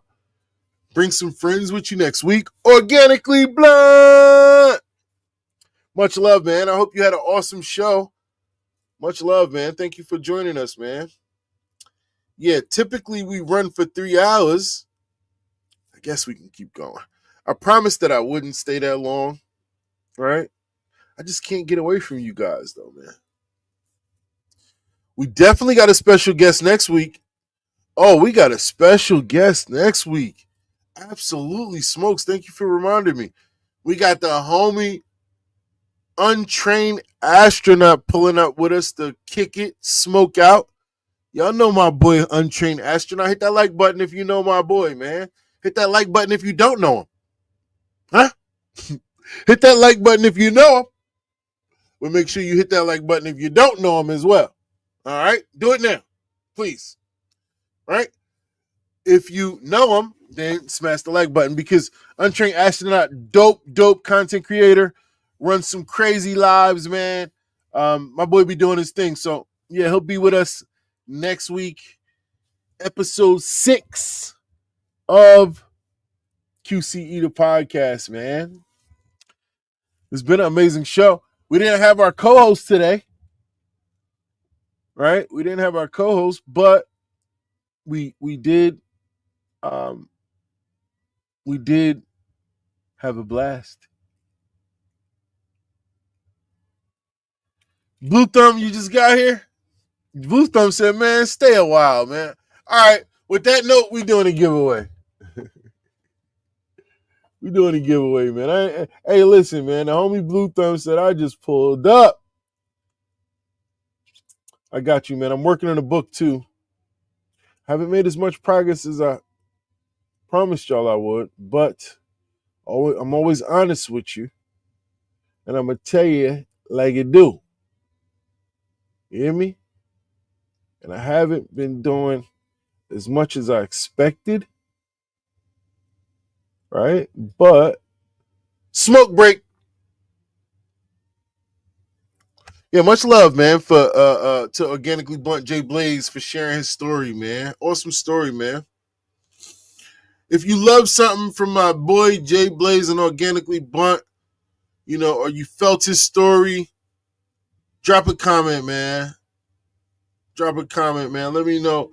Throw some gorillas in the chat. W's in the chat for my boy Jay Blaze, man. W Mans. W Mans Jay Blaze, man. W Mans.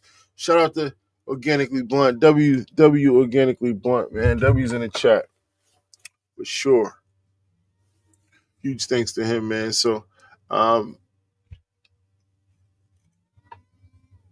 make sure you upload your grow, man, for next week.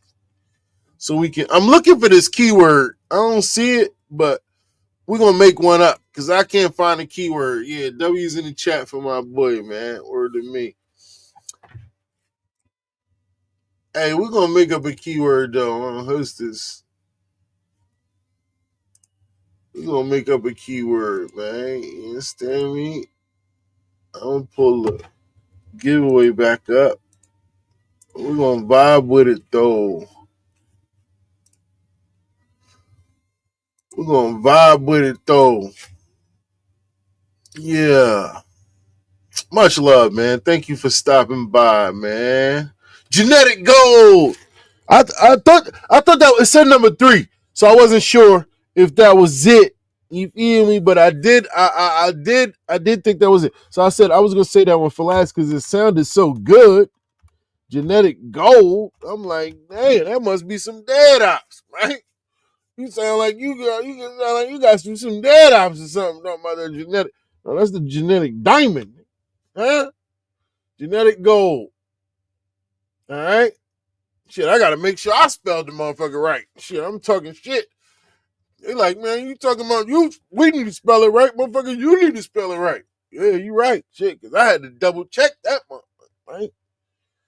Genetic Gold is the word, man. Yeah. We got 3 entries right now, man. If you want to enter this giveaway for a chance to win Dead Ops, I might throw in a shirt. Hey, listen, I might throw in a shirt. You just don't know. It depends. I don't like to ship out no big stuff because I gotta get. Listen. Don't. Hey, listen. Don't judge me. I'm just trying to tell you. I need to get the bigger, the poly mailers. I really want to get some really nice branded ones. So that's why I'm really not going too crazy yet. So I can't promise you yet, but I might. It depends. If I get my poly mailer, you definitely gonna get some seeds though. And really, that's what you need though.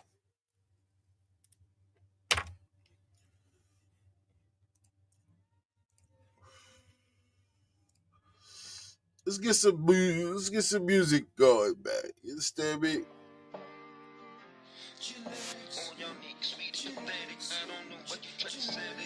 Kevin put me on that beat, man.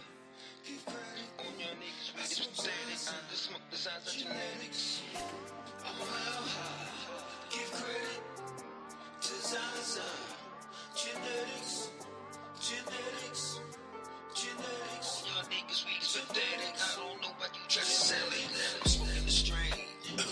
It's killing my lungs for dead. It's easing my brain. I'm losing control. My body's immune. It's all the same. Except for genetics, cause they got the flame. Roll up a 3 if you think you got game. Puff it and pass it, the cipher remains. Electricity, y'all niggas ain't ready. I'm steaming the pot like I'm cooking spaghetti. Now you an options, you smoking that ready. I hit the dead ops. Y'all niggas ain't ready. Breaking it down. It look like confetti. They going the Mac. I be feeling so heavy. A couple of rounds come from the dead. Cause we some gorillas and moving it heavy. Shout out to the chat, man. Much love. 420 on Easter this year. What y'all doing for 420? Let me know in the chat.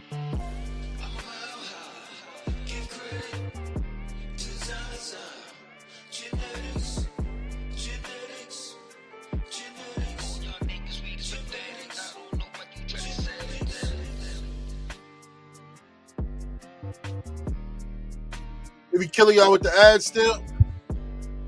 Ads calm down a bit. Or y'all just deal with it. If you got YouTube Premium, I get it on a student discount. That's why I got YouTube Premium, but it's stupid because I got it on the wrong YouTube channel.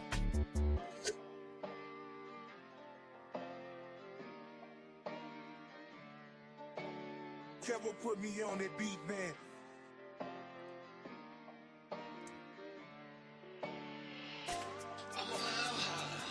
Give credit to ZaZa.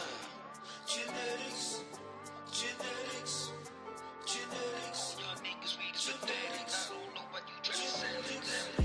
I'm a mile high. Give credit to ZaZa. Genetics.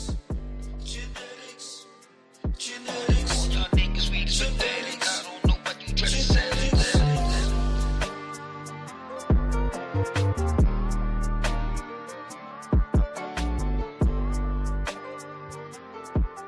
Good luck.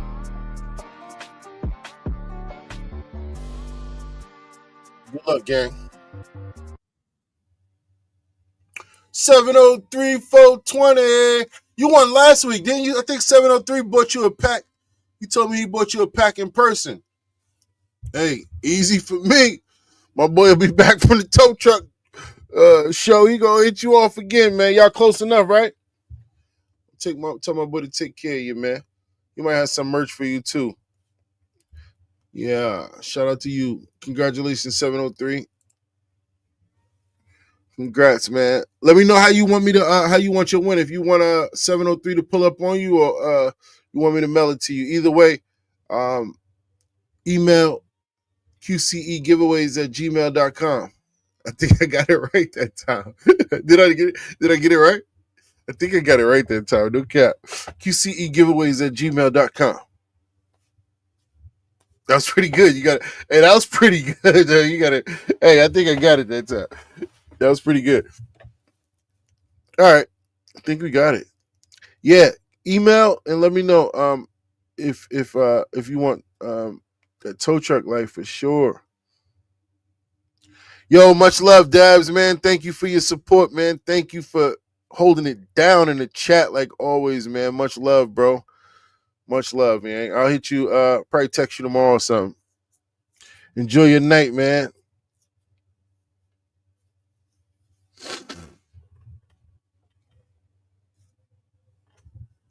Thank you, Brody.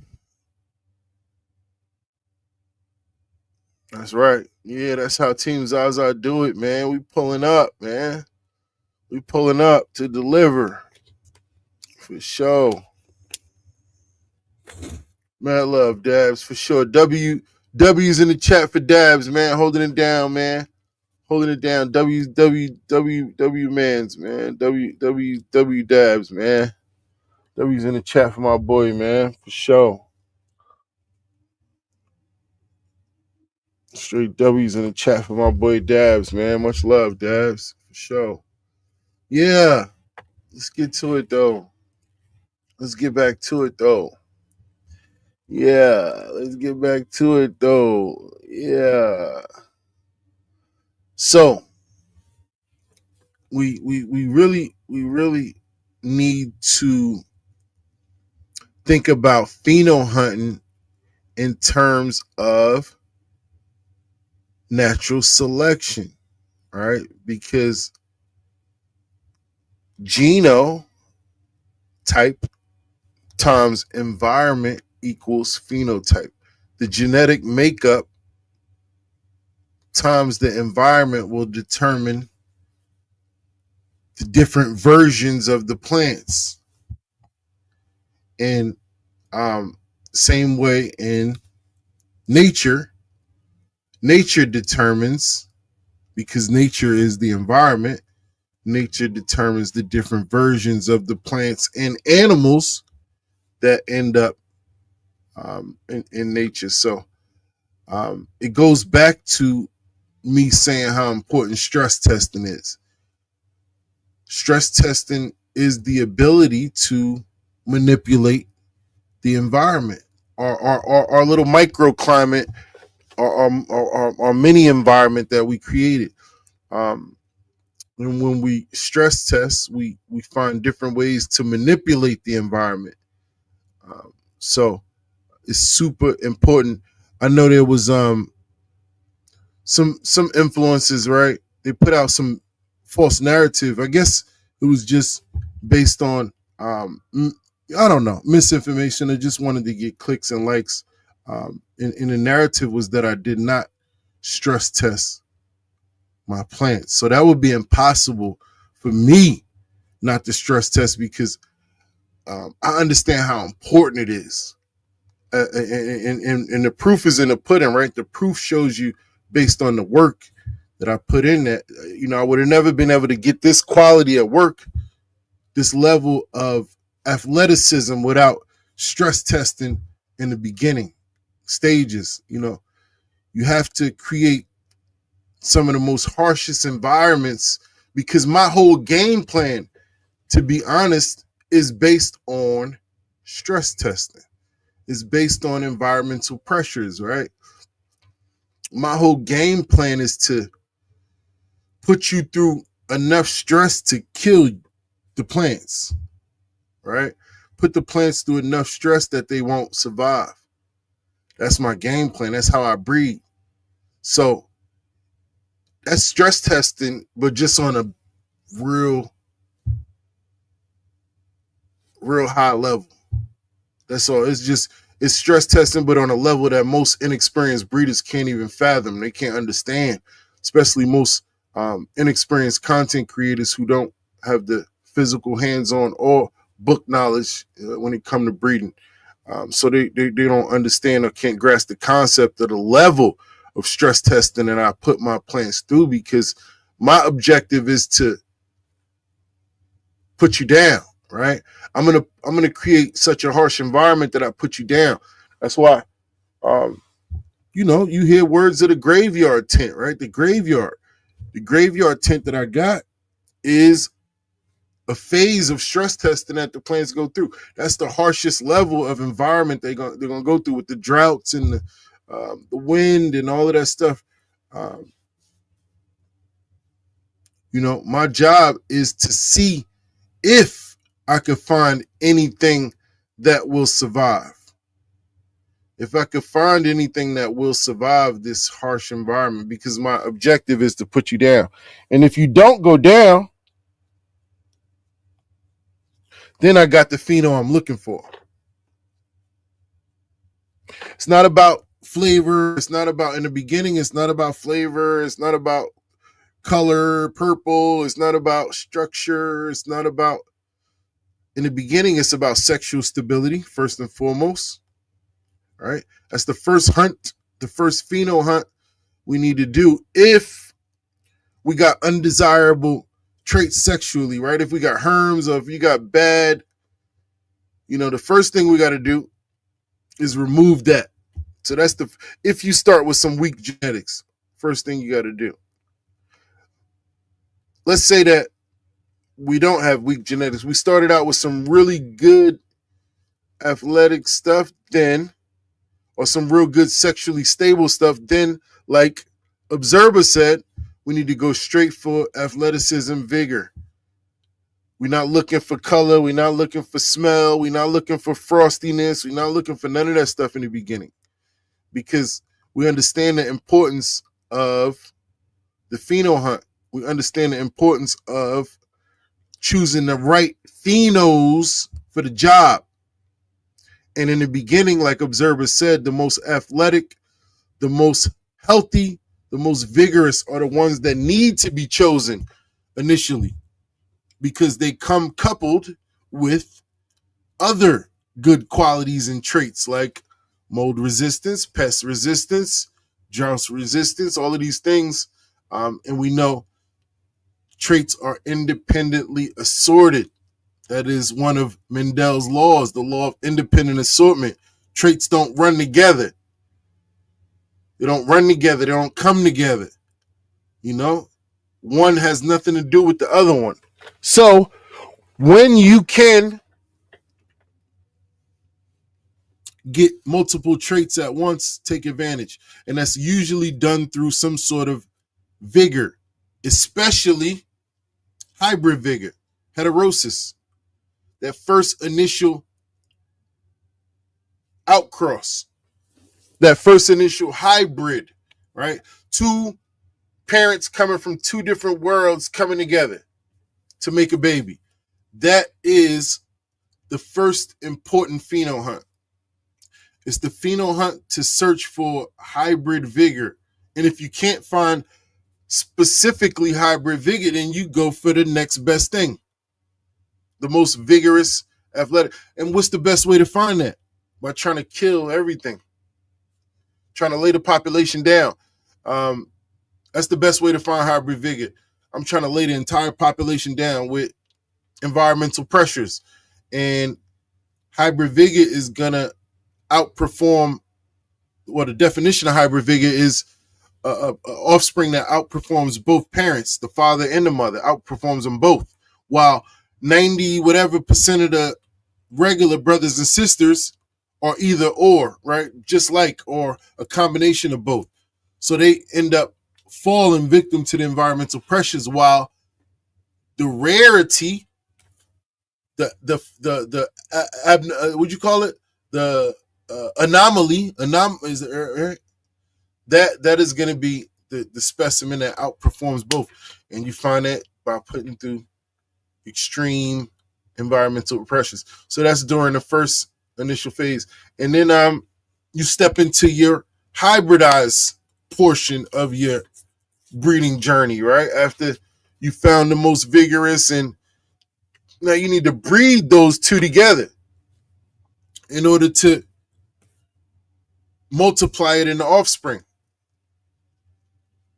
So when we do that, not only do we pass off that vigor into the offspring, we also introduce recessive traits to the forefront now.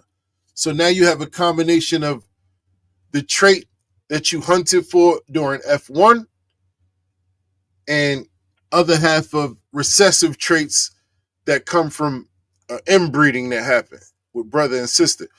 So now you have an entirely different hunt at a different level to look for. So now you have the responsibility of maintaining the vigor that you hunted for in F1. You have to grab that, but you also need to keep mind of any recessive traits that may come along with it, right? Or anything that you may potentially sacrifice. But in most cases, if we're dealing with the most vigorous, most athletic, you won't lose anything too important. Ultimately, you need to maintain what you hunted for F1, which was the most athletic, most vigorous, and you need to hopefully maybe introduce something new and cool, right, along the way, because now these recessive traits have came along and are showing themselves. Traits that we didn't see, that we weren't aware of in F1. So now it's a different hunt. Now you have to pay attention for a different reason than you did F1, right? In F1, you had to pay attention and really, really stress test to expose the most vigorous. Now, we can identify the most vigorous much easier because they are more frequent. The allelic frequency is more in the population now. It's a higher allelic frequency of vigorous plants now because of the inbreeding, but the other half is showing recessive traits, what could be desirable or undesirable. We don't know. We didn't see them in the beginning because in the beginning, we only see dominant traits, F1. That's why you always have to question somebody who sells their F1. If you're selling F1s, then you got to question, man, don't you care about hybrid vigor? Why would you take the risk of giving away hybrid vigor for the sale of a pack? F1 population is the beginning stages of where I could potentially find that hybrid vigor and where I start my first initial important pheno hunt, right? And then I get into just as equally important F2s. Can't sell those either. Now I know I'm dealing with not only the introduction of the trait that I was hunting for in the beginning during F1s, the dominant traits that I was hunting for, but also the introduction to recessive traits. So I can't sell that either. Super important for the future of my inbred line. Both those stages, F1 and F2. If you see a breeder try to sell you a pack of seeds and it's labeled F1 or F2, question it. Why? Why would you sell this if I know it's dominant traits and those dominant traits could potentially be hybrid vigor for your inbred line? Why would you? That's probably the most important. That is the most important thing you could find during a hunt, during any pack or whatever, any breeding. And in F2s, you know how important they are because, man, why would you want to sell your undesirable? Why would you want to sell your recessive traits along with the traits that you work to fix in F1? It just don't make sense. It screams inexperience. It screams red flag. Question it every time. Question it every time. These are the two most important stages. You don't sell F1. You don't sell F2. You just don't. Those are what you don't sell. It's too important for my those populations are too important for the future of my line. Those 2 hunts right there, those pheno hunts that need to be done during those 2 stages are super important. Let's look at some comments.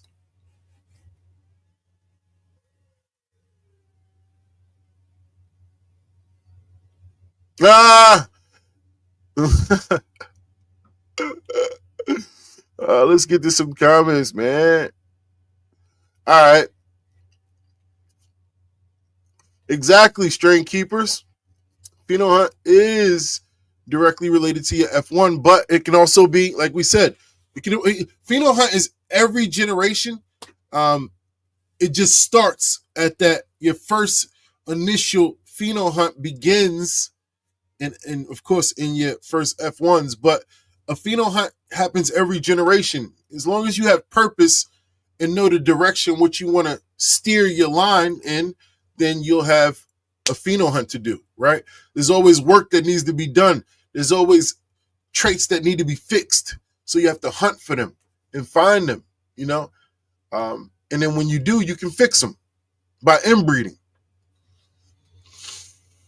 So how do you know what an environment, it says, how do you know what environment you want to bring out what traits? I mean, that depends on, you said, so how do you know what environment you want to bring out what traits? All right, so that depends on what traits are important to you to have fixed in your line, right?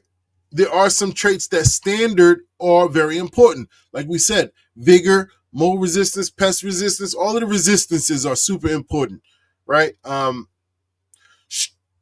mean, typically that comes along with good structure, that comes along with a lot of good things. So when we think in terms of stress testing, you can stress test for drought by not watering your plants a certain amount of days.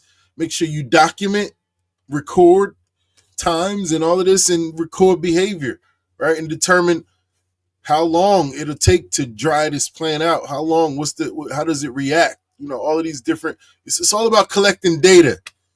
And wind, you know, stress test is a stress test. You know, anything that will stress the plant out will typically expose weakness.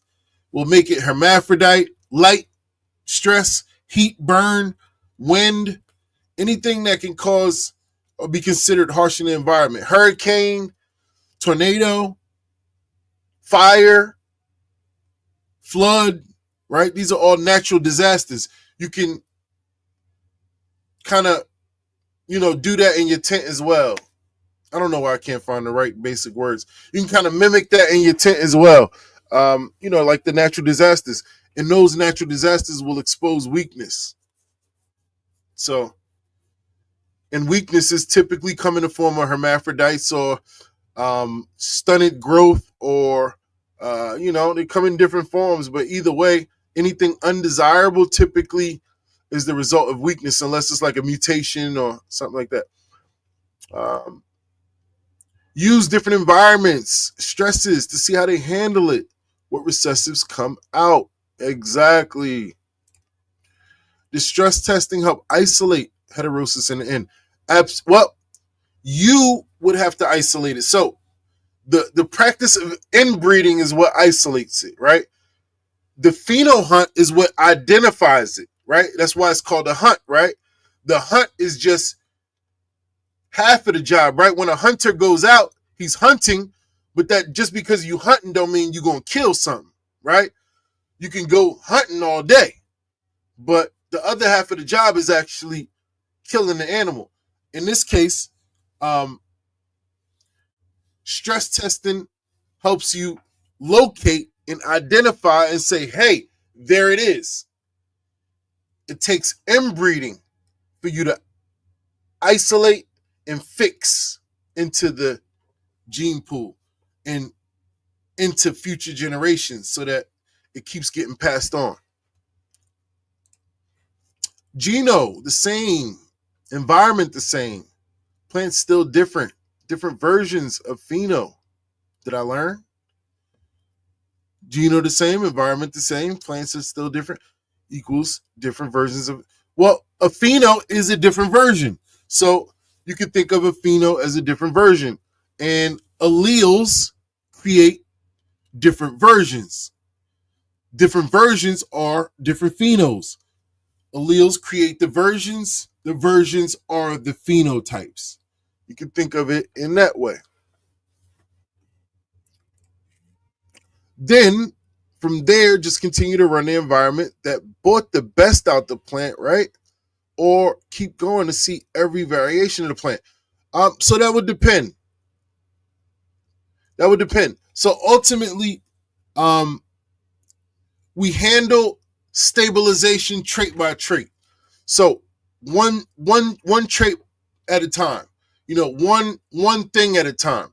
One objective at a time, right? So if for a particular moment your objective, that's why it's very important to prioritize your stabilization projects. Prioritize your objectives with your inbred line. So your first priority may be to build up drought resistance. So you know that in order to find the drought resistant plant, you have to drown them all out.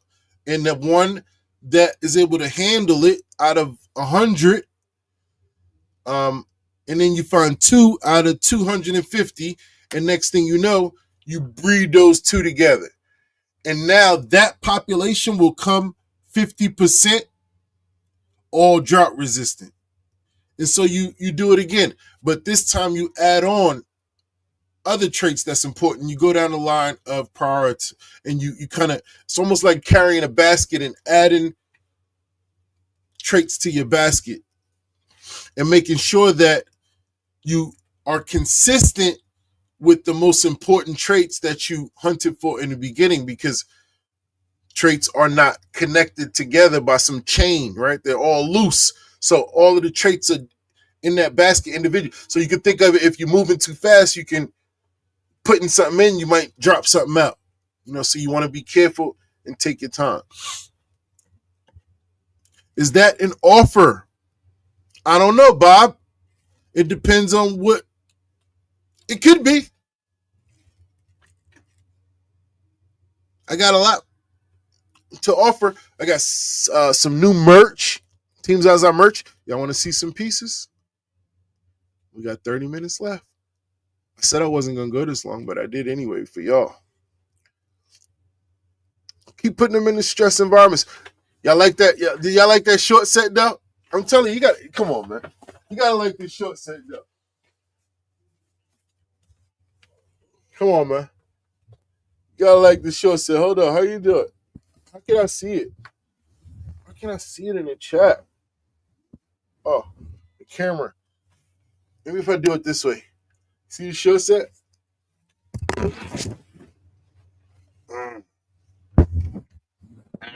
With the t-shirt, the shorts, you feel me? Come on, man. Stop playing with your boy, man.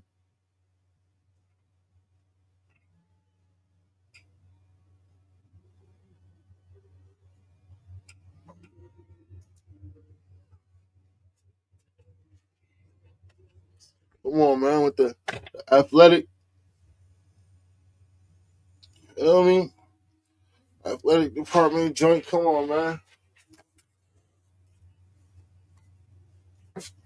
Athletic department shit. You feel me? I got the messy hoodie with the soccer. All right.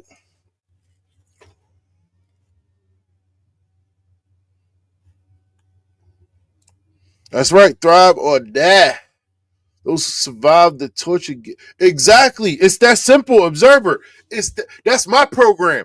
So when you hear some weenie talking about I don't stress test, don't let them put that bad knowledge out, bro. Let me tell you something about me. I'm one of the only people, they like to copy everything I do. Tell them to copy the fact that I never had a germination issue ever in history. I never had a bad report of an undesirable trait, including any hermaphrodites or anything dealing with structure or anything. No, that means out of all of the seeds I ever gave out and or ever sold, nobody ever came to me and complained about anything when it comes to them. Ever. That comes from just what Observer said. Thrive or die. Straight up. I'm not looking for the prettiest. I'm looking for the ones who can survive the chaos. That's not supposed to survive this. Like the abnormal. Like you're not supposed to survive what I put you through. That's why a lot of times you don't see me growing a lot. You don't usually see me because I have such a harsh program that I will grow out 40, 50, 60 plants and then none of them make it. None of them make it early too. None of them make it early, and I'm cool with that because I understand what's going to come. It's a numbers game. I understand the numbers game. It's a numbers game, bro. Some of them will get it. You say, what about your mutant plant? It was a tomato, bro.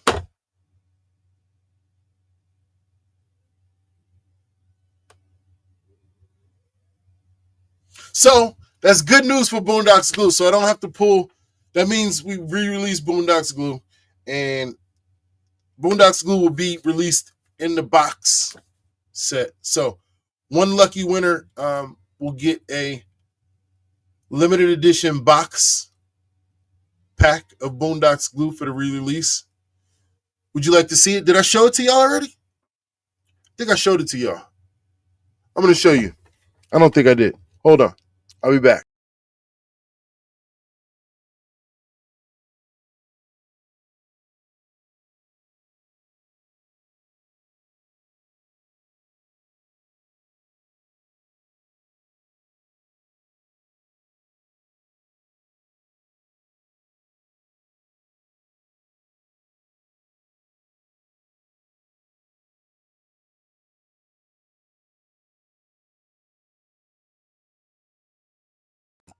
All right. I'm back. My camera don't want to focus, but all right. So one lucky winner. When I re-release Boondocks Glue, is going to get a collector's box. One lucky winner. And that collector's box is going to be a special box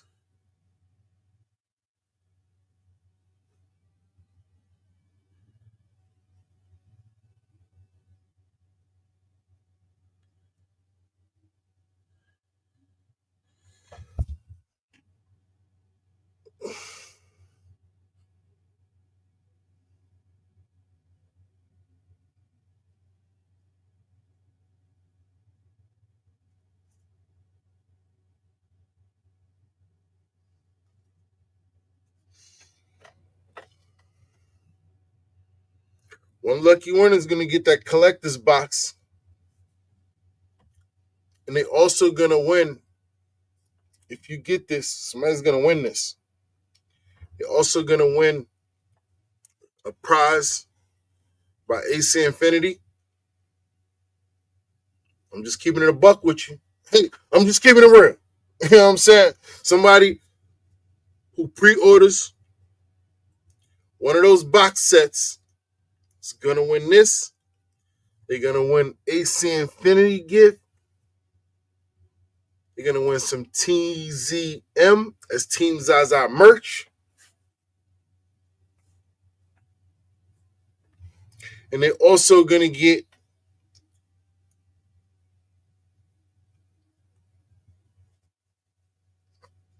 the one-of-one collector's box. Right? With 100 pack of dead ops. 100 seeds.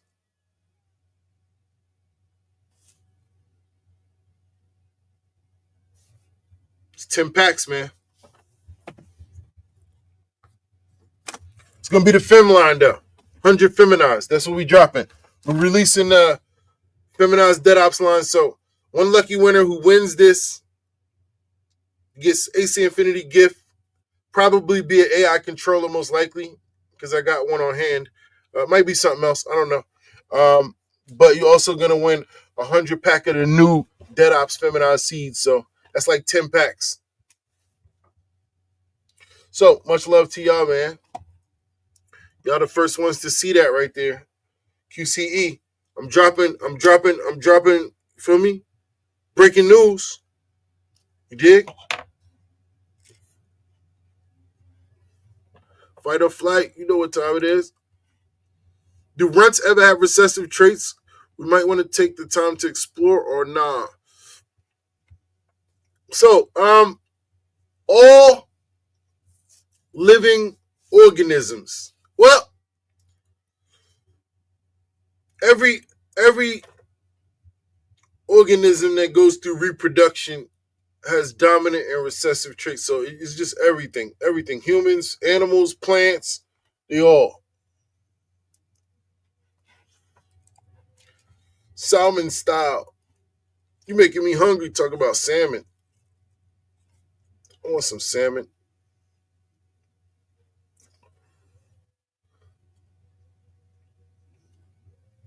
Oh, you talk about as far as natural selection. Yeah, there you go. Perfect example, Bob. The fish that can't make it up the river can't reproduce. Good point, man. He said, oh, would they have to make it as far as the worth messing with? That's what I'm saying. I might have missed it, but is the revenge process ever a part of your stress testing? And does the epigenetic impact affect the offspring?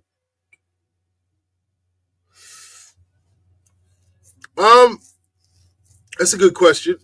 I don't utilize revegging as stress tests only because it takes so long, right? Uh,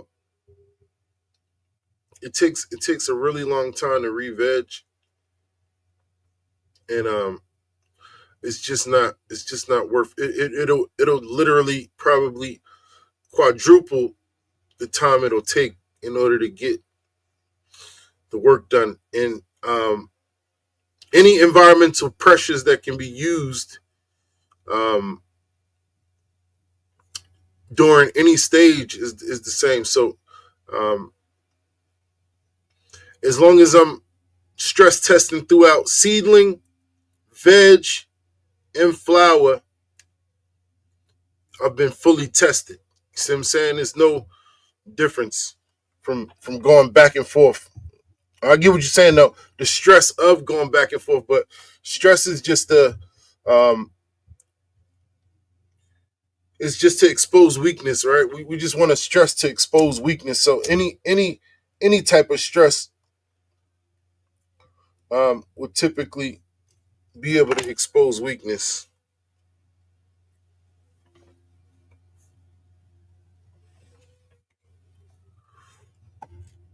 Here you go, observer. It's just it wouldn't be a practical. It just be take too long for me. But I would shit, go for it, man. If it's always I'm always about pushing the boundaries of exploration. Like that's what I always try to advise my guys, my students, whatever. Push the boundaries of exploration. Do your shit, man. Create your own environment, right? Create your own natural disasters in your environment. Be the overseer of your environment and control it, man. You got to feel me, like, dude, be creative with it.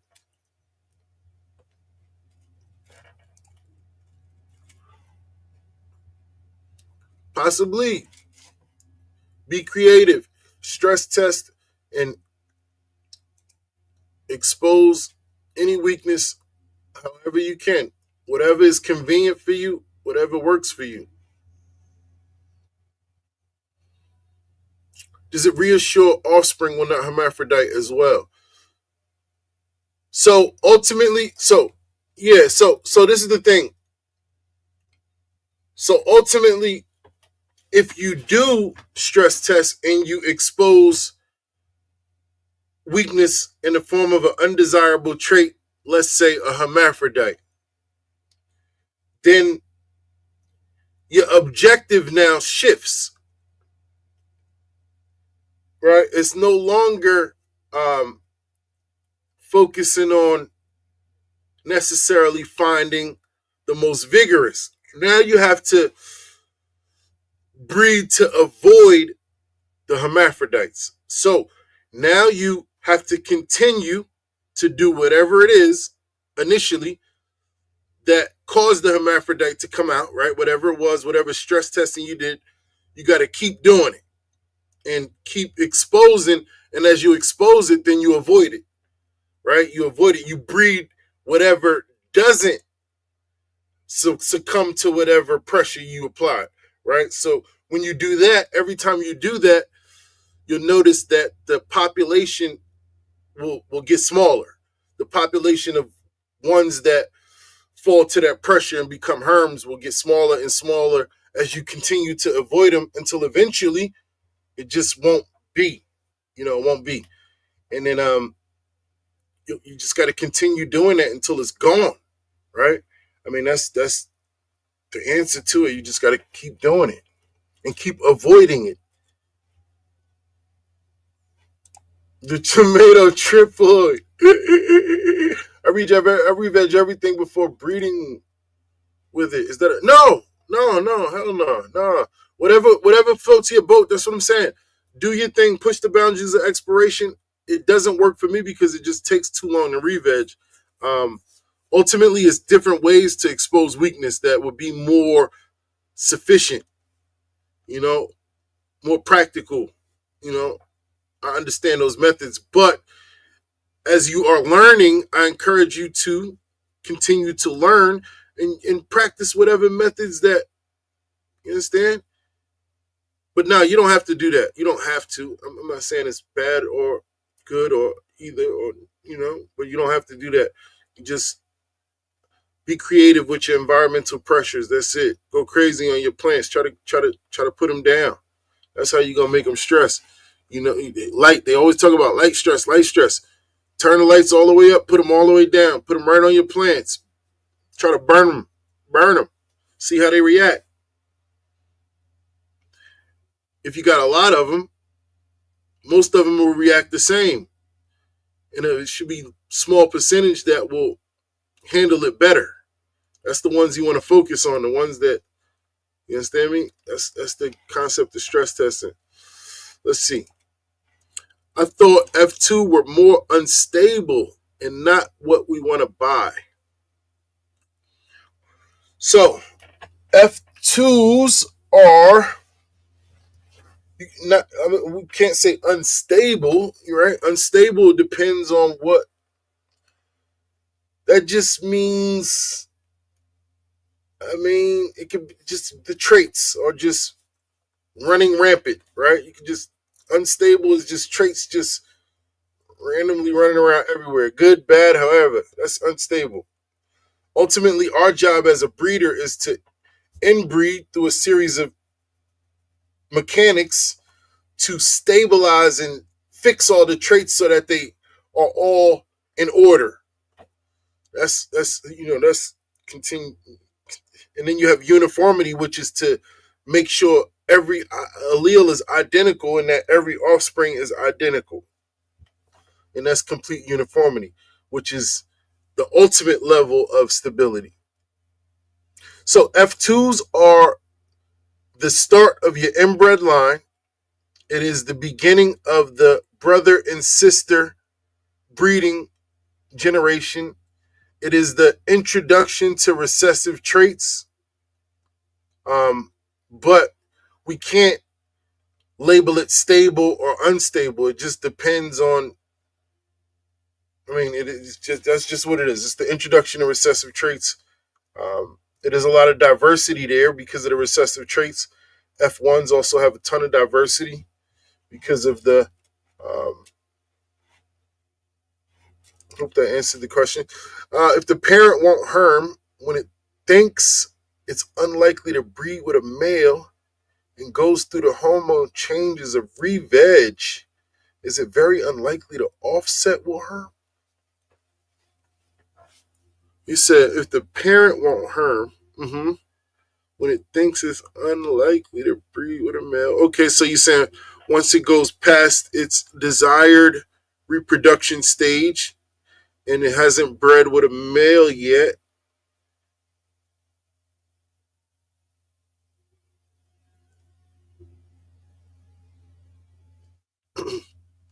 Is it unlikely the offspring will harm?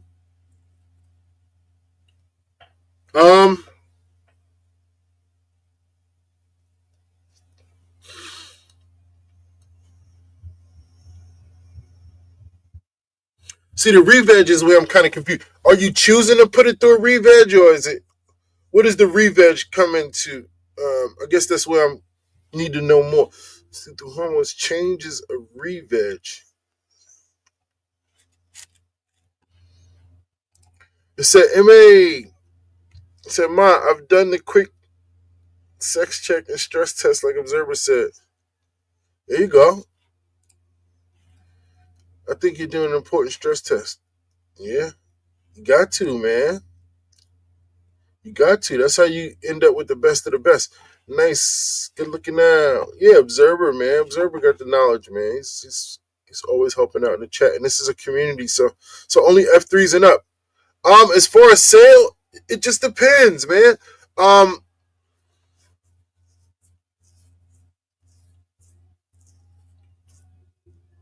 So the way I sell my seeds is based on objective, right?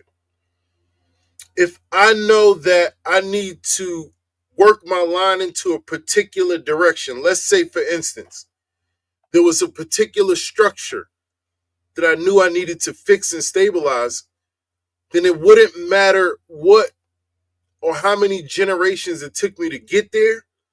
All of those other generations that I was making along the way that are probably really good for everything else, but may not have the structure that I'm fixing, those will get sold. So it could be F3, F4, it don't matter. It could be, you see what I'm saying? That's how you end up with the seeds you sell, because they're not necessarily throwaways, because your line is really good no matter what, but you've chosen to fix a certain, you see what I'm saying? With the, like I said, structure, for example, you decided to fix a certain structure. So the rest of the populations that you created along the way, that's what I think people don't realize about having one inbred line and working one strain, is that you end up with so many populations. Dead ops that I've been breeding for the last 5 years, 6 years, I've created and collected over 30 populations of dead ops over time. Probably more that I don't have anymore because I sold them, right? But that's how you end up with all these different populations. You have to document and record everything, and then you know what you can sell, right? You know what doesn't work for your future plan and your future objective, and that's how you end up with your sales. That's a gem I dropped on you too, man. Hey, man, I just dropped the gem on you, man. You understand me? Hey, everybody don't get that type of, see what I'm saying? Nah, y'all know me. I share the knowledge, bro. You know me, man. That's one thing about me, man. I'm really a teacher out here. What about S1? Stable? S1 is 50% more, 50% double of whatever the mother is. So S1 is a self-pollination, a self-breeding. So the mother's breeding with herself. That means whatever traits the mother carries, bad or good, will be doubled up into the offspring. So it just depends on what the mother is. If she's really good, if she's an all-star, then the kids will be all-stars. They'll be super all-stars, and you'll fix all of those all-star traits into the children. But if the mother got bad recessives and bad dominance, then it's going to increase in the population of the children. So just depends.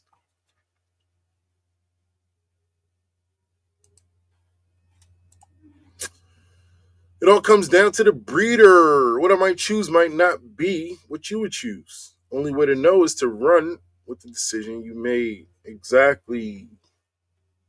I got you, Observer. I seen what you meant, offspring. What's the difference between a phenotype and a epigenotype? I believe epigenotype has to do with chemical, if I'm not mistaken. I don't know. Let's look it up, chat. We got to look that up together. Because he tried me with that one. I'm thinking it's like the chemical inside your, feel me? body type shit. Let's see.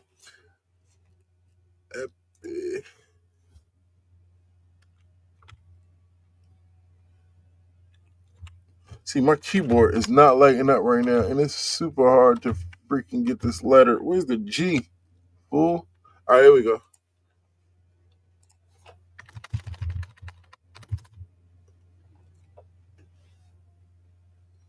Dr. Waddington proposes the name epigenotype.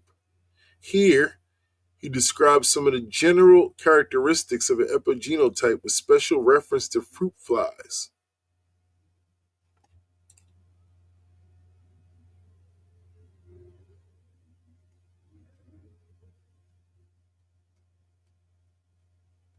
Okay.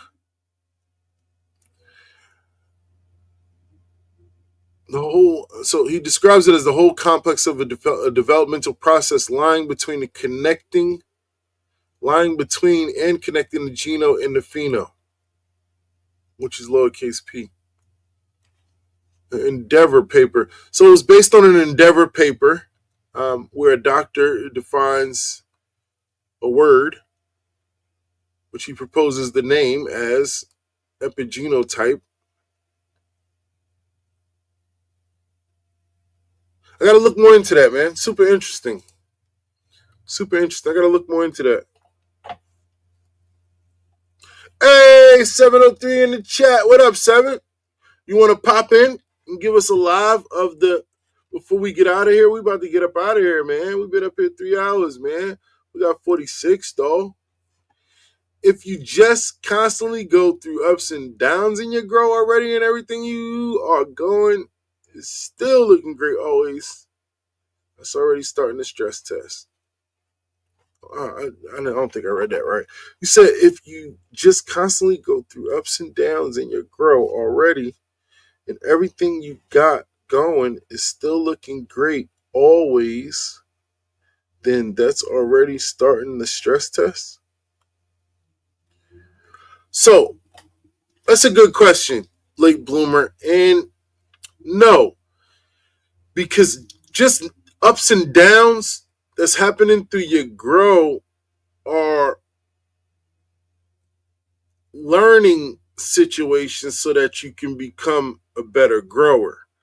You know, ultimately, you want to be a good grower before you can be a breeder, right? And you would need to, really get the foundation 101s going before you jumped into any breeding. And most of the information to become a good breeder is not here in the plant world. It's really in the animal and agriculture world. Like that's where all of that knowledge really is. It's not really here in the cannabis world, unfortunately, but one day it might be.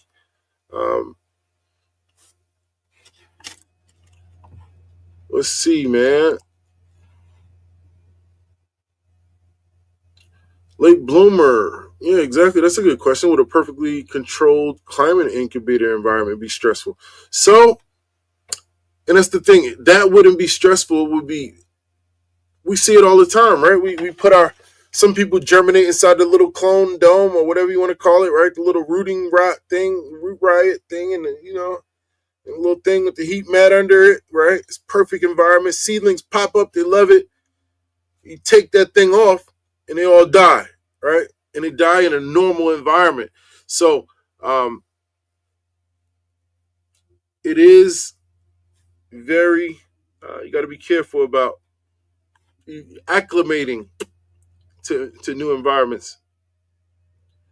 Let's say, so if you want to do original cross of two completely different strains, do 2 generations of that cross, then do inbreeding on those best F2 selections of the original cross. Yeah, that's how you want to do it.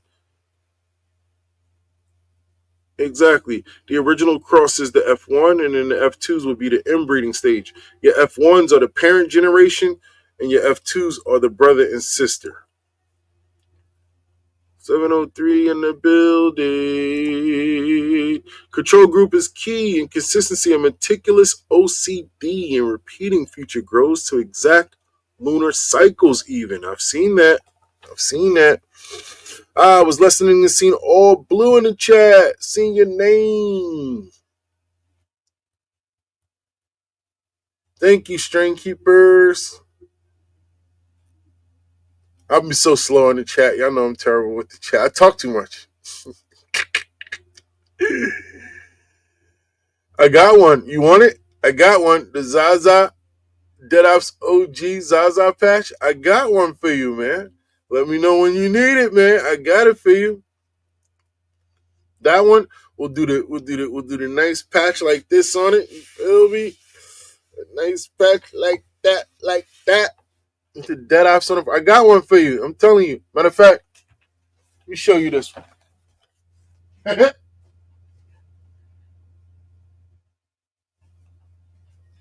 You see, this the one right here. Because it already got the little zombie patch, the hand coming up, you feel me? Got the hand coming up, and on the back, you throw that big boy on there. Pow! I got you, man. Feel me?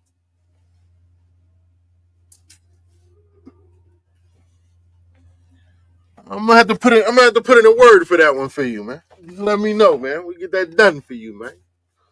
Hey, y'all wanted that large camera, man. That's my fault, man. I see y'all, man. Y'all want to see the God, man. Hey, man, say, man. You understand me? I had that little ass screen up there, man. You understand me?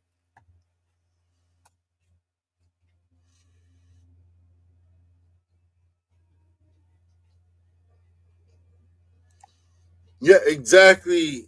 I must be so far behind. I'm sorry. All right, we got to get out of here. I'm late. We've been here for over 3 hours. What am I doing?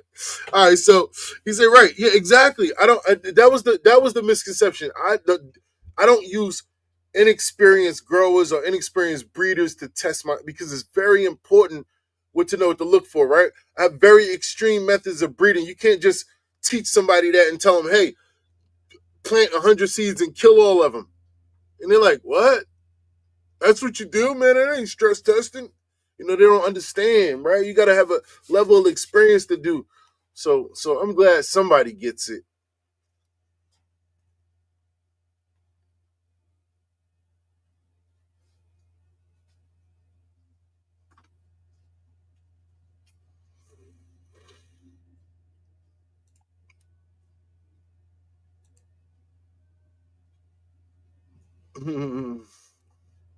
Can't wait to vibe with you guys next week episode. All right, I'm making it down. I'm speeding down the chat now. I'm not gonna start talking. I'm gonna wait till I get all the way to the bottom. I don't even got someone to get bless. I want you to get in.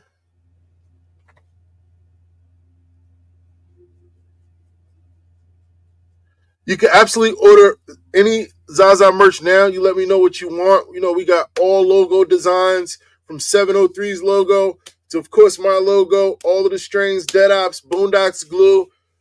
We even got Night King, which hasn't been released yet. The strain haven't been released yet, but it will be in the box set. So Night King is Siberian Ruderalis times Dead Ops Autoflower, basically. It's Dead Ops Autoflower.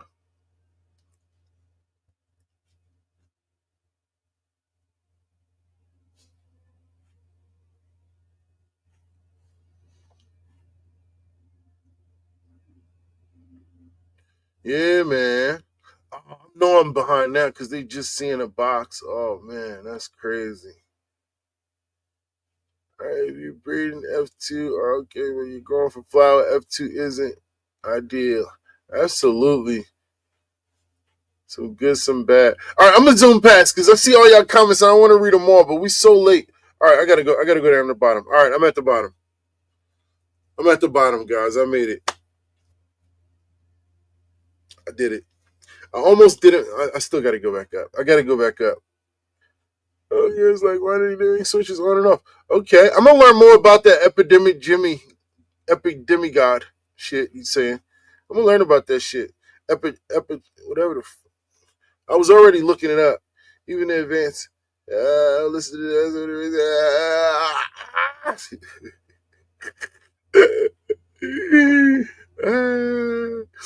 Hey man, much love, gang. I had a blast with y'all, man. We held it down, man. I was trying to get 703 to pull up, but it's late, man. Much love to the chat, man. I appreciate y'all rocking with us. Make sure you catch us next episode, man. Next week, we back same time, man. 9 p.m. 703 will be back with us next week. So we'll have more fun next week, and that's it, man. That's it for episode 5 of QCE The Podcast, man. Next week, we dialing in your grow environment next week. So tap in next week. Each week for QCE The Podcast, we'll be dropping episode 1 video on YouTube for whatever the topic is. And then we'll follow up live for part 2. Much love, Go Beard. We'll follow up live for part 2. And next week, we'll be locking in with your grow environment. So temperature, humidity, airflow, you name it, VPD, the whole thing. So make sure you guys tap in with us and make sure to drop your... There you go. Why do I brain fart every time I get to that part? The QCE highlights. I'm telling you something about the highlight. Make sure you drop your highlights. We already got the highlights in here for this week, so we're going to choose a winner. We'll choose that winner, and we will decide. We'll announce the winner next week, episode 6. Episode 6, man. Make sure you follow Team ZaZa in Discord. You can catch us, man. Make sure you visit ZaZagenetics.com, man. I'll be redesigning the website over the next couple weeks, man, as we get the merch up there. If you want merch, tap in with me on Instagram, tap on Discord, send me a message on the website, however you need to get in touch with me. I got you. And remember, all merch purchases for the next couple weeks will come with a seed pack as well. Probably be a half a pack of seeds, but you get a seed pack as well. Probably some slaps and shit too. So we'll see. But a lot in store for next coming weeks, TZM. W's in the chat for the chat. W's for y'all. W's for the chat before we get out of here, man. W's for y'all, man, because y'all make this happen, man. Y'all are the community. Hashtag QCE. QCE, y'all know what it stands for, man. Quality, community, and education. We bring quality to this community through education. Thank all of y'all, man. All of y'all, every single one of y'all. Thank you for the super chats. Thank you for the support. Thank you for subscribing to the YouTube and making sure you continue these conversations in the chat, because that helps. Go to the most recent video and start talking shit. That's it. Just talk. Ask me some. I love to answer questions up there. So continue the questions, man. Y'all know I don't stop answering questions, man. I ain't gonna lie to you. It's I said I need to be off in 2 hours. I could literally do this till like this time tomorrow. I'm a different type of animal. I'm telling you. And they say they content creators. I ain't no content creator, man. I ain't none of that. Much love, gang. I love y'all. I appreciate y'all for popping out, man. Catch us next week, man. Episode 6, dude. We making history. QCE The Podcast, the first monetized cannabis podcast on YouTube. And we proud of that, man. Treat people how you want to be treated, man. Much love. A little bit of empathy goes a long way, man. And until next week, we out of here. Like, comment, share, subscribe, you hear me? Yeah, you know it. Turn up the leaf blower and the lawnmower. He smoked the sour. Should've been a hippie, should've been a shower. Bread with no dread, black cock, oh yeah. Another thing, don't forget to join the Discord.